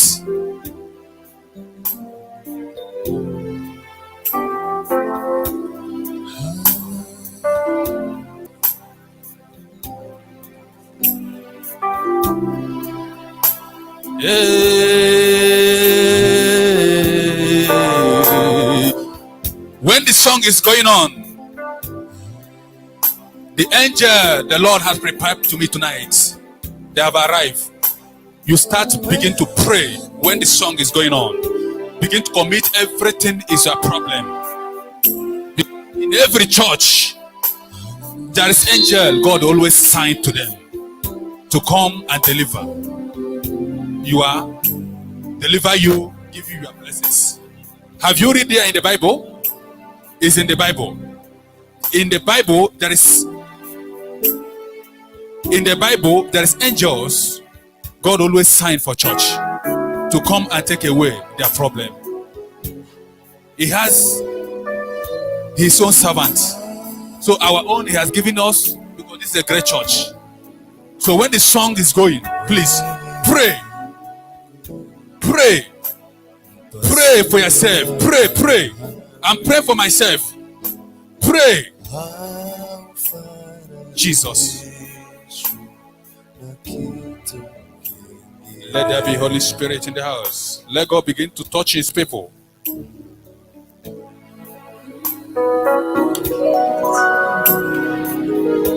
Hallelujah. We worship you, Lord. Oh, Alpha Omega. Nakitu wewe ni Mungu. Wewe ni Mungu. Yes, Lord. Yes, Lord. Yes, Lord. Father, the hour have reached. Your children has come, Lord, with a problem. Father, they have come with the Lord. Father, this is the time, because I know tonight You have already declared in the Bible that in the night the enemy always fights for people of God. We should not sleep every day. You are faithful children has come. You are present, Jehovah. Because they need deliverance, they need blessings, they need their touch. Father, begin to touch your people.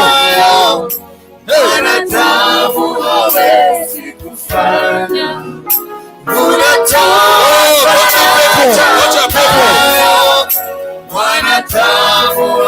Touch your people, Lord.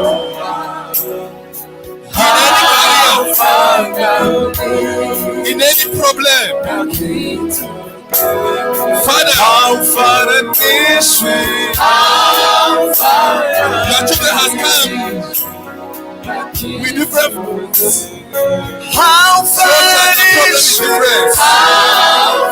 Father, grant our needs. Father, grant our needs. Father, grant our needs. Bless our people.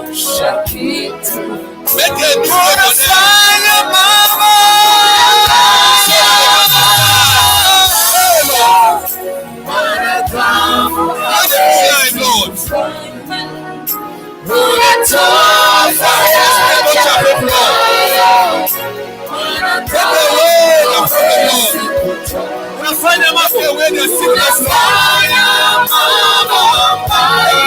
sickness, Lord.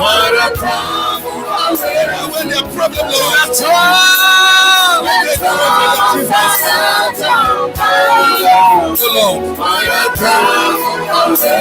Touch your people, touch your people. Let the Holy Spirit in the house. Take away our problem, our shame. How is mocking us, Lord? They are mocking us, Lord. They are mocking us, Lord. They say we are nobody. Change our situation, Lord. Change our situation, Lord. Change our way, Lord. We serve living King. Hey, Lord. Hey, Lord. Hey, Lord.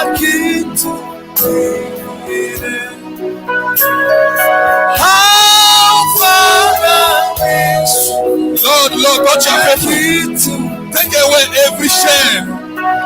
Take away every shame. Take away every shame. Every sickness. Terrible disease or terrible sickness. Take it away, Lord. Take it away, Lord. Take it away, Lord. Take it away, Lord. How far is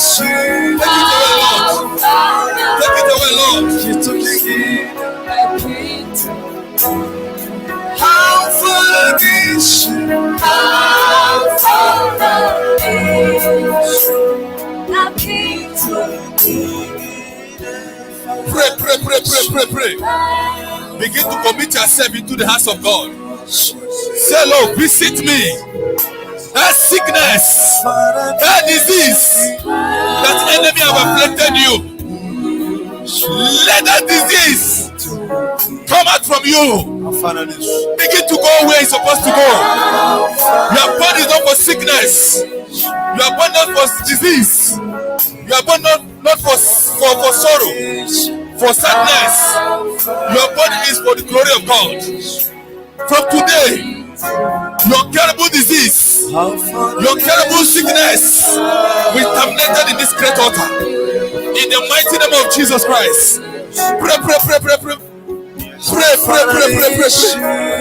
Let there be touch of the Holy Ghost. Let Holy Ghost begin to touch people of God. Let him begin to deliver people of God. Let him begin to give them power to withstand with their enemy. Let him begin to give them power to withstand with their enemies, so that they cannot fear anymore. Oh Jesus, we believe, we trust in you. Give your people power.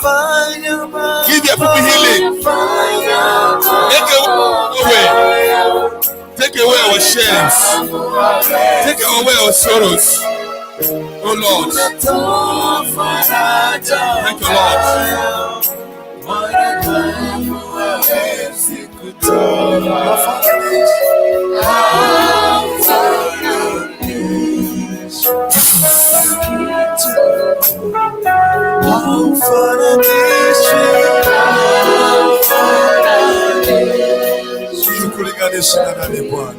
Touch your people, Lord.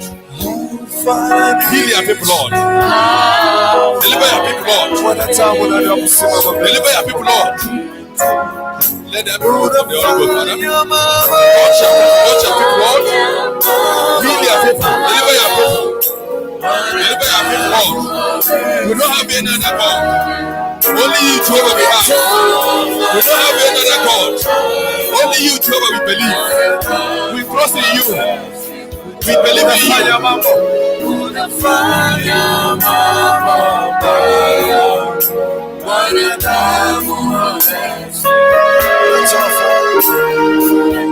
Hallelujah. If you know wherever you are feeling pain, any place you are feeling pain, any place you know you are sick, touch your hand there and begin to pray. Any place that you are sick, whether you are leg, whether you are waist, whether in the stomach, whether you are head, touch it and pray. Let God heal us. We don't have any other God. Only prayer is our medicine. Touch the place. Pray. Jehovah, we hear your mouth. We hear you. Holy Ghost, touch your people. Deliver them from this moment. Take away every pest. Take away every disease. Take away every sickness. Take away every shame. Take away everything that is not good. Enemy are putting for them. Jehovah, take it away from them. Take it away from them. We are tired in hospital. We are tired for medicine. We are tired to go in one place to another because of to heal. Jehovah, this is the house that has made by yourself. Let you use this place, Jehovah, to deliver your people. To deliver your people. To deliver your people. To deliver your people. To heal your people. To heal your people. To heal your people. To heal your people.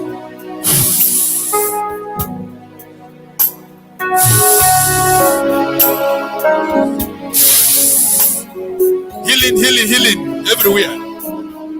Healing, healing, healing, healing. Let there be healing in the house. Let there be healing in the house. Let there be healing in the house.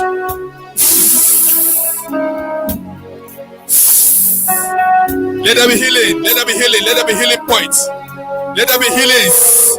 Jehovah, heal your people. Heal your people. Heal your people. Heal your people. Heal your people. Heal your people. Heal your people. Heal your people. Heal, heal, heal, heal, heal, heal. Heal. Deliver your people. Deliver your people. Deliver your people. Every shame. Every shame. Uncurable disease and sickness. Every uncurable disease and sickness. Lord, take it away. Take it away.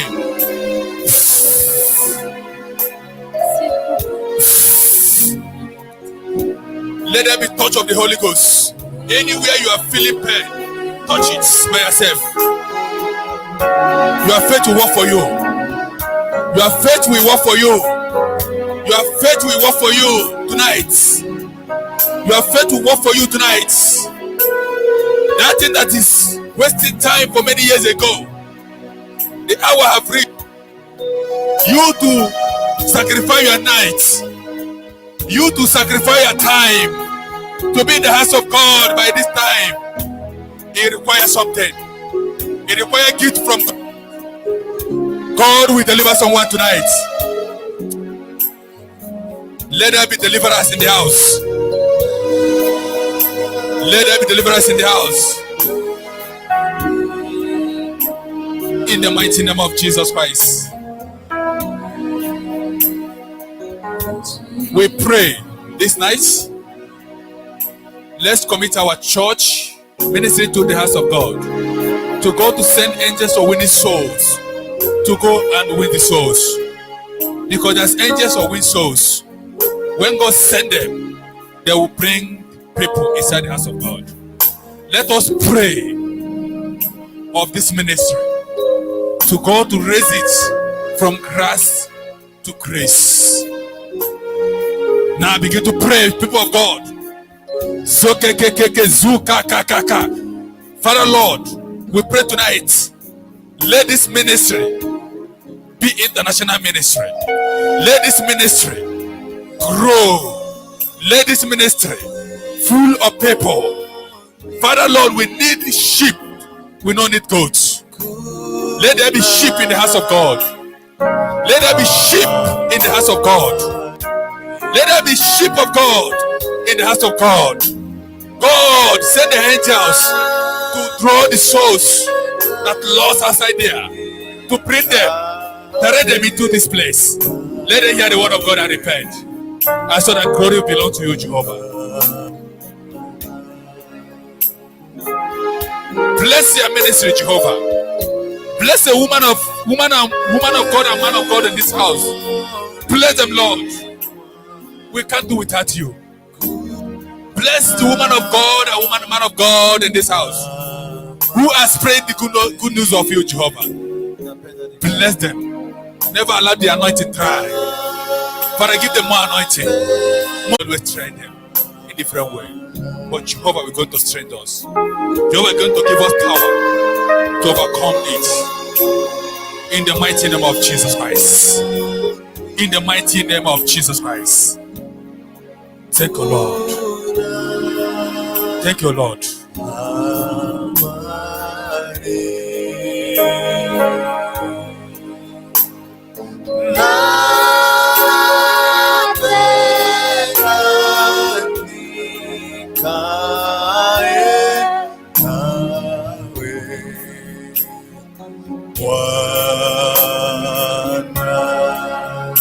Thank you very much.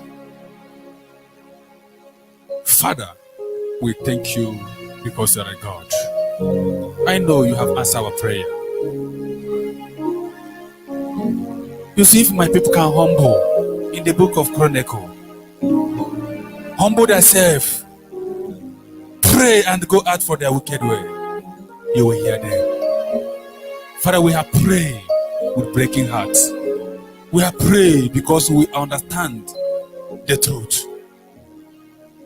We have prayed, Father Lord. We have asked you. We humble ourselves. Father, I know you have answered us. We can stand in the front of our enemy. We will not fear anymore again. You are daughters of Zion. You are sons of Zion. Has made up their mind to stand in the front of war front. And I know you, God, knows the power. From today, your enemy will fear you.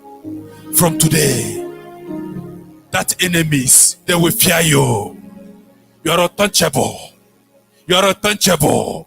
No one will touch you in the mighty name of Jesus Christ. Thank you, Father. Thank you, Lord. You alone is a God.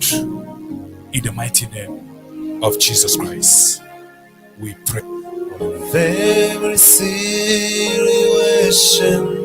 that has troubled my mind, all my cares and burdens unto you, my Lord.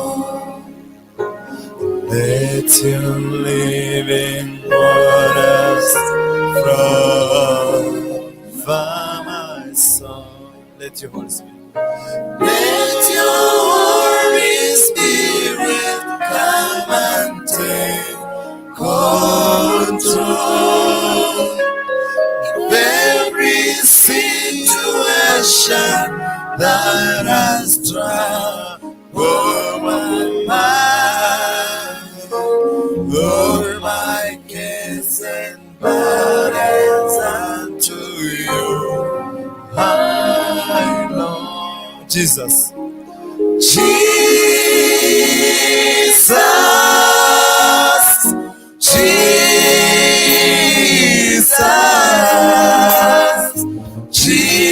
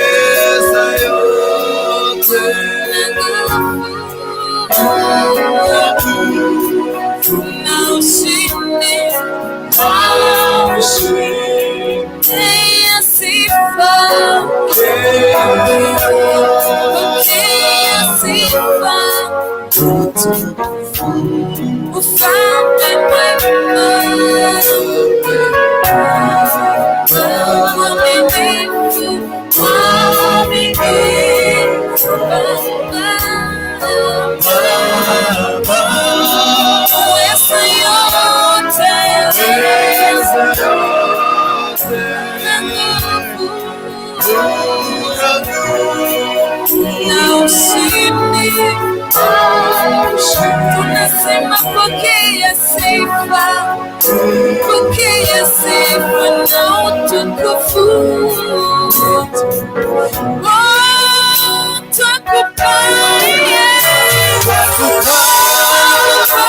heshima na sifa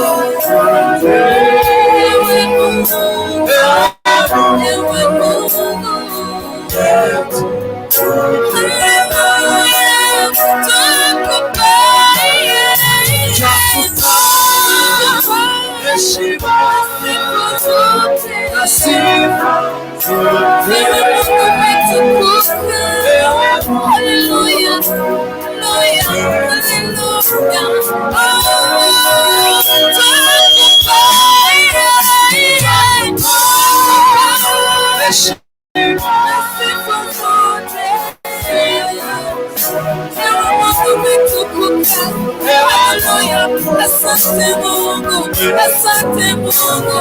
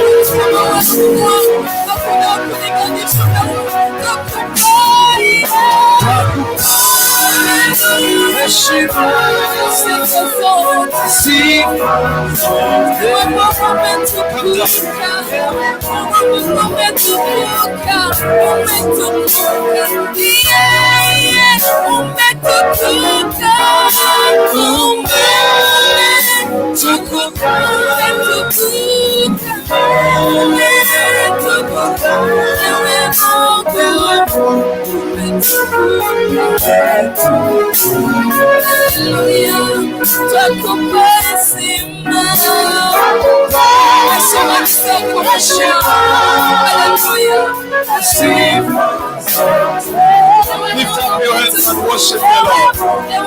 Open up your mouth and begin to worship the Lord. We give you all the glory, we give you all the praise.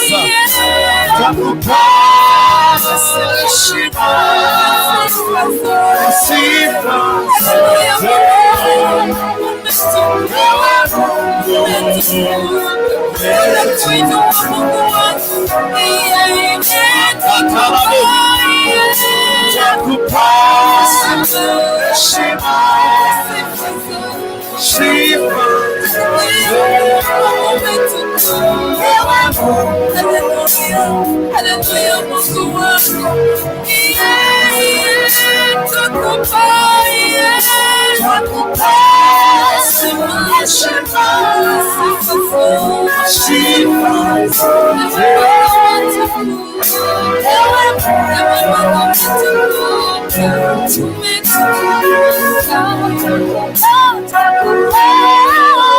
Twakupa heshima na sifa zote, ewe Mungu wetu. Baba, twakupa heshima na sifa zote, ewe Mungu umetukuka. Baba, twakupa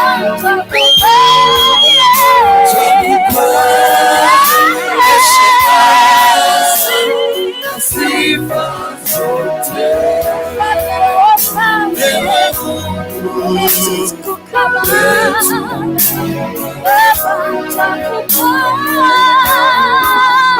Twakupa heshima na sifa zote, ewe Mungu wetu.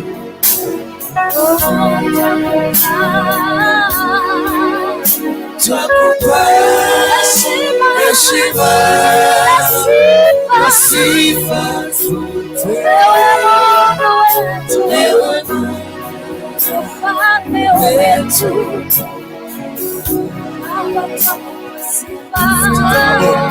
Twakupa heshima na sifa zote, ewe Mungu wetu. Ni kweli umetukuka Bwana, umetukuka zaidi ya miungu yote, umetukuka zaidi ya wafalme wote. Nani aliye kama wewe? Hakika ulinganishwi na mtu yoyote. Wanadamu nani wa kusimama mbele zako Bwana? Nani aliye kama wewe Bwana?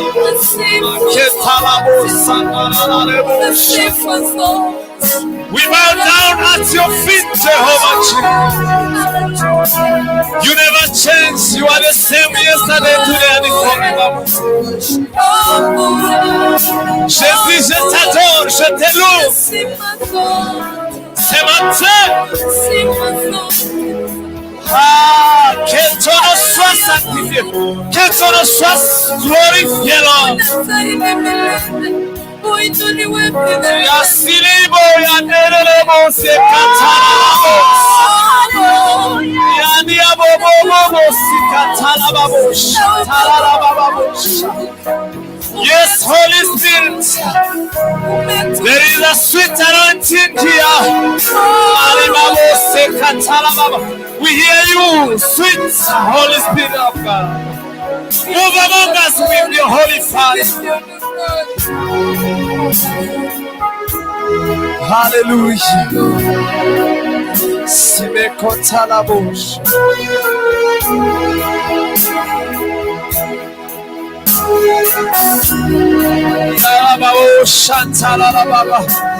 Hosana ni wewe Yesu, Hosana ni wewe Mungu. Tunakuimbia asubuhi ya leo, tunakuinamia Bwana, twainua sauti zetu kwako Bwana, twainua mikono yetu kwako Bwana, tukisema wewe ni Mungu, hatuna mwingine wa kuabudu, hatuna mwingine wa kuinamia. Ni wewe uliyeziumba mbingu na nchi, ni wewe uketie mahali panapoinuka, ni wewe uishie milele, Mfalme wa falme. Tunakuabudu Bwana, tunakutukuza Jehova, wewe ni Mungu, wewe ni Mungu. Haleluya.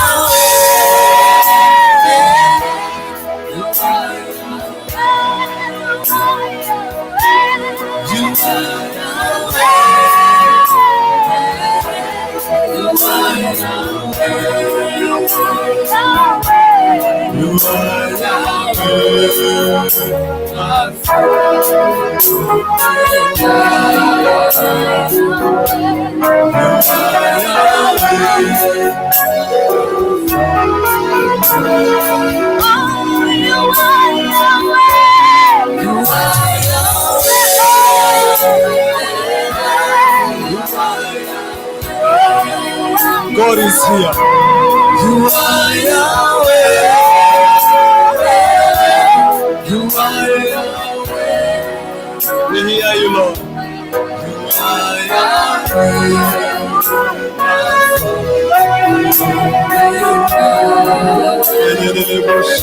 are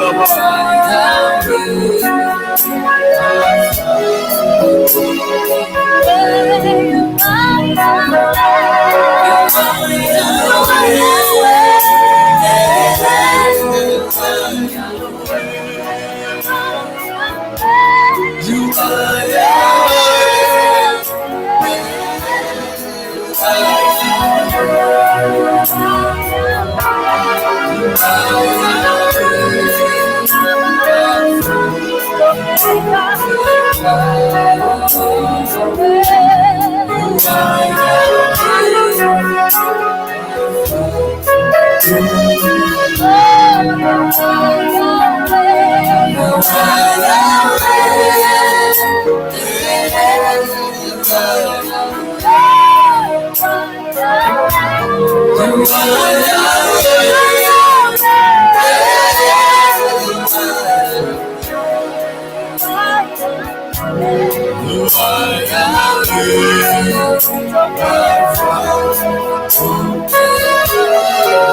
Lift up your hands and worship the Lord. Oh, you are Yahweh. You are Yahweh.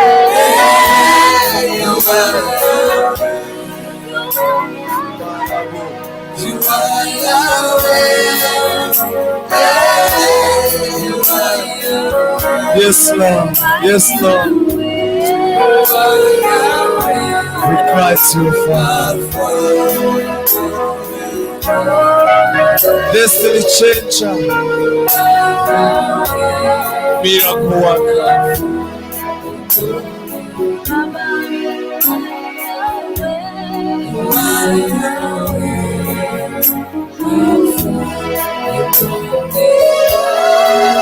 You are Yahweh, Alpha.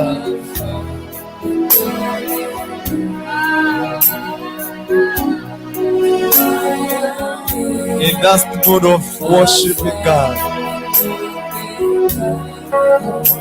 I want you to bring your request before the Lord, because the Lord is here. Father, we worship you. We give you glory. We give you praise. We honor you, Father.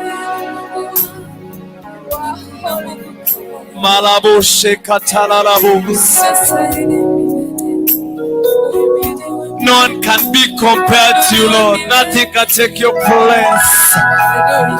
You are highly exalted. You are the most high King.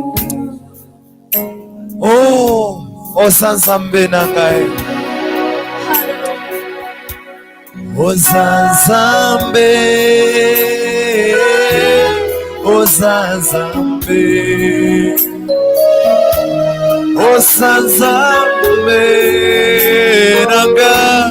Osanzambe. Osanzambe. Alpha et Omega. Osanzambe. Alpha et Omega. Tie Yahweh, Tie Yahweh, Tie Yahweh, Tie Yahweh, Tie Yahweh, Alpha et Omega.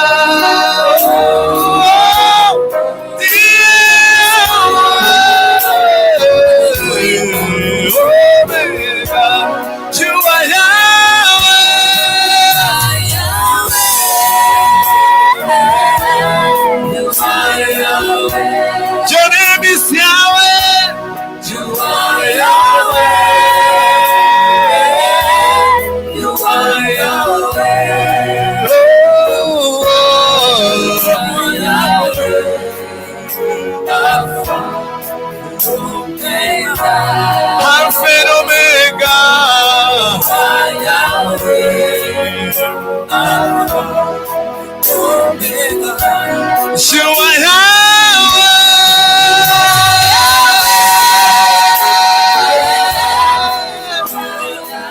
Your name is Yahweh, Yahweh.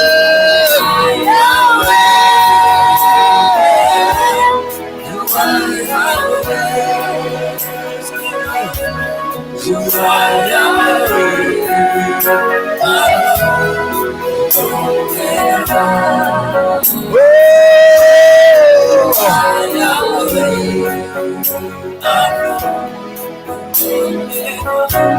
You are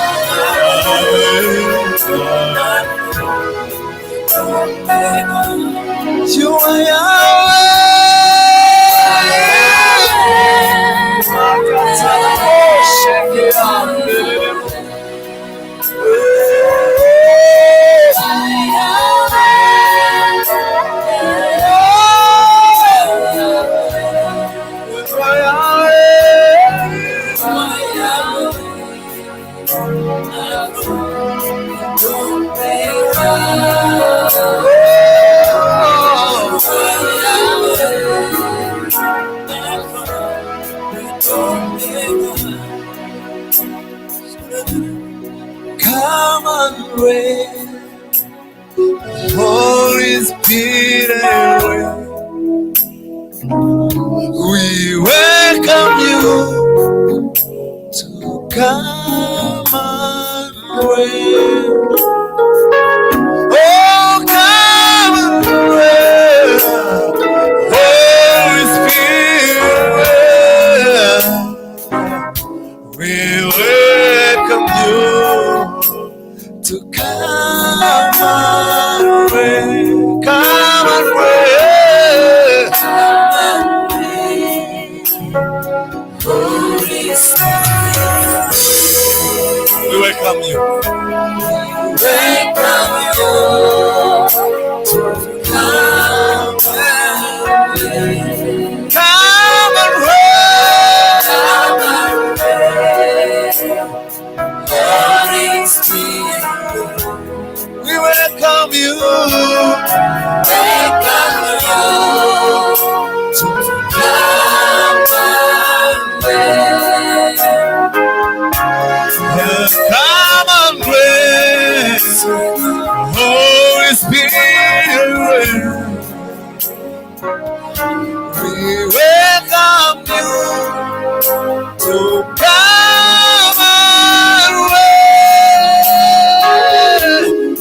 Come and reign, Spirit of the living God.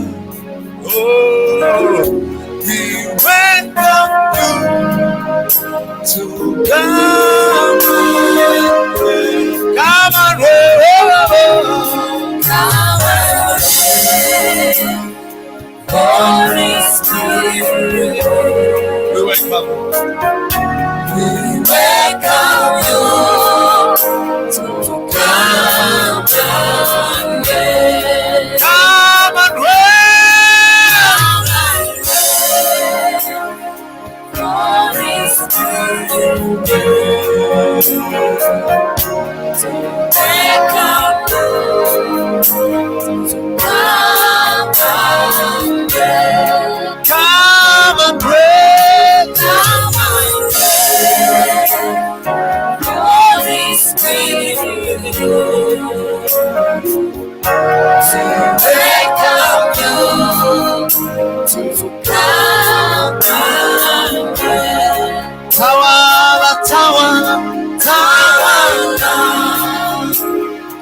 Roho Bwana, chakualika, chakualika, utawala, tawala familia zetu, tawala, Roho Bwana, chakualika, tawala kanisa hili Baba, tawala Yesu, tawala Yesu, tawalika, tawalika, tawalika.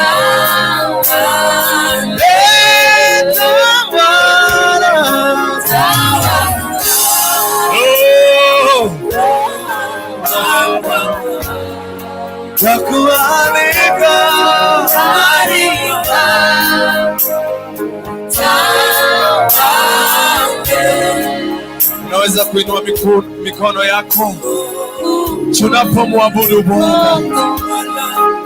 Nguvu za Bwana ziko mahali hapa. Bwana anashughulikia watu wake. Bwana anaponya. Bwana anajibu maombi.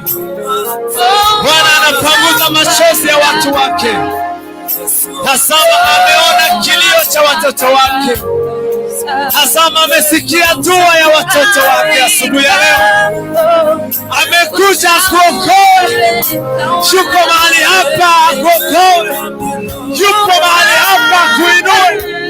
Yupo mahali hapa kutoa kiwango kingine hadi kiwango kingine. Baba, tunataka kukuabudu kwa viwango vingine.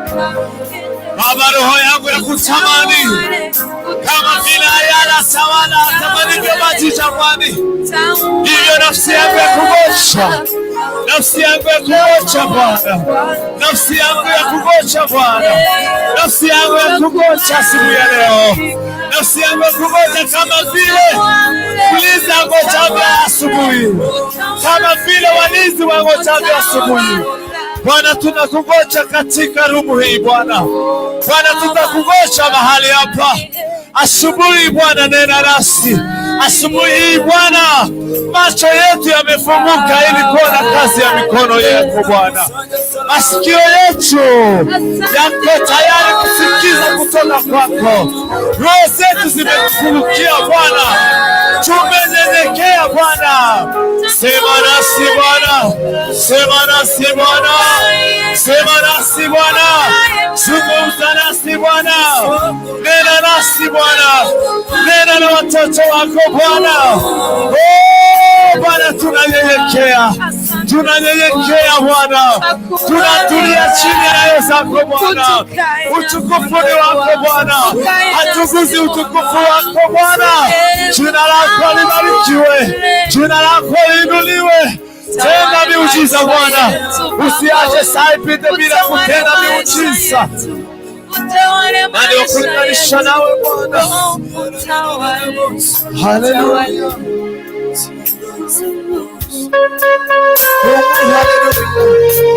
Malaka salamo. Haleluya. We bow down and worship you, Yahweh. Yahweh. Yahweh. Come and do. Come and do. Mighty man of mighty man.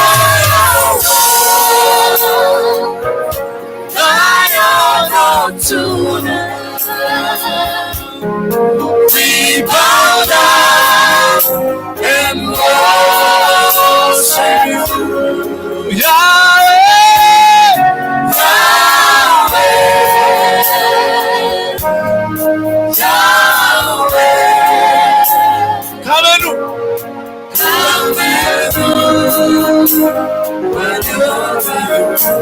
All of us, my man of war, my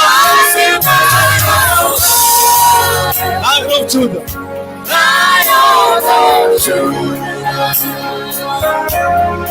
we bow down and worship you, Yahweh, Yahweh, Yahweh, Yahweh. Come and do.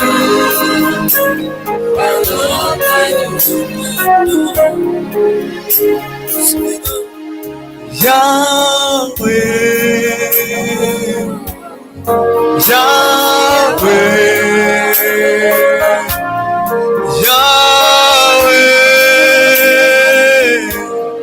Yahweh,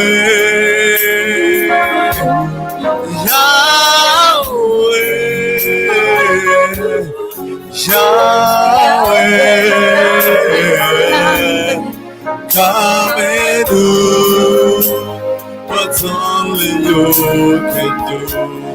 Yahweh,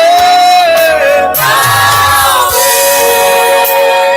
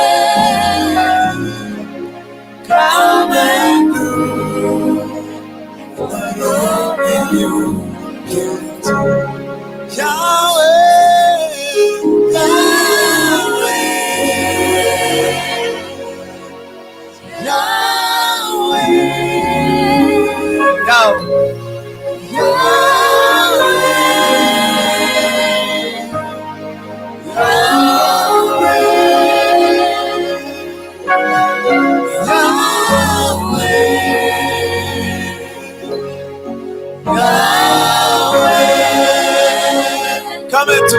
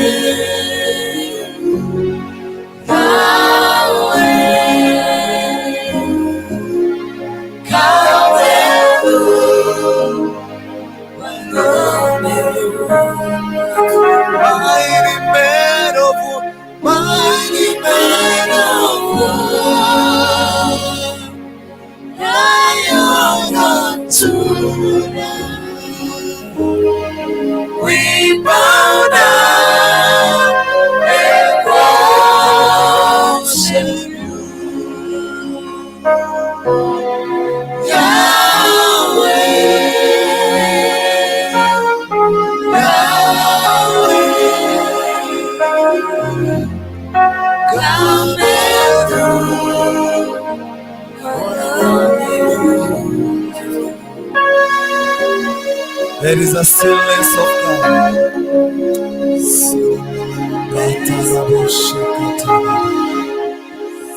You are my glory and lifted up my head. You are the Lion, yes, you are the Lamb of God. Yahweh, Yahweh, come and do what only you can do. Yahweh, Yahweh, oh, Yahweh, Yahweh,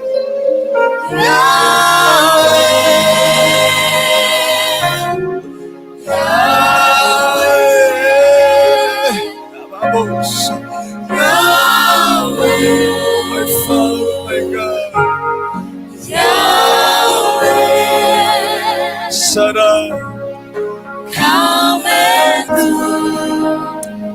what only you do. Yahweh, Yahweh, Yahweh,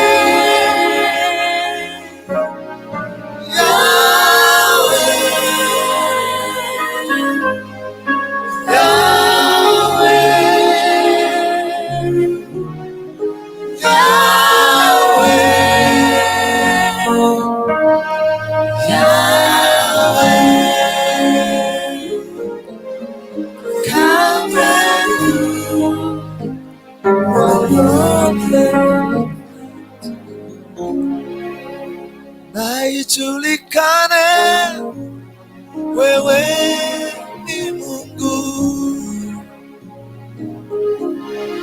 na ijulikane wewe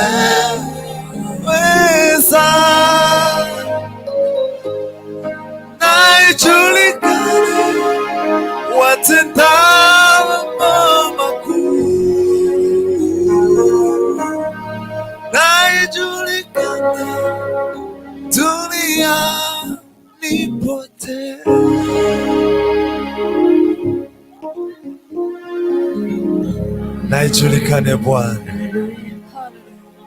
Haleluya, wewe ni Mungu.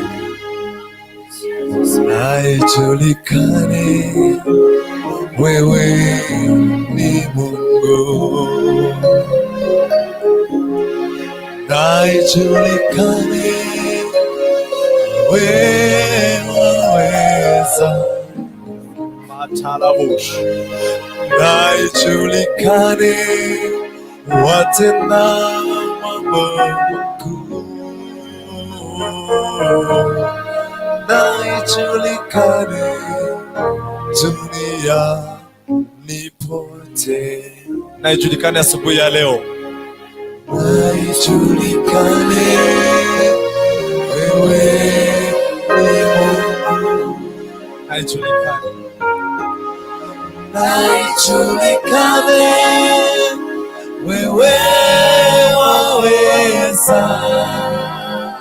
Na ijulikane. Na ijulikane watenda mambo makuu. Na ijulikane duniani pote. Na ijulikane. Na ijulikane wewe ni Mungu. Na ijulikane. Na ijulikane wewe waweza. Na ijulikane watenda mambo makuu. Na ijulikane duniani pote. Once more. Na ijulikane wewe ni Mungu. Na ijulikane. Na ijulikane wewe waweza. Na ijulikane watenda mambo makuu. Na ijulikane duniani pote.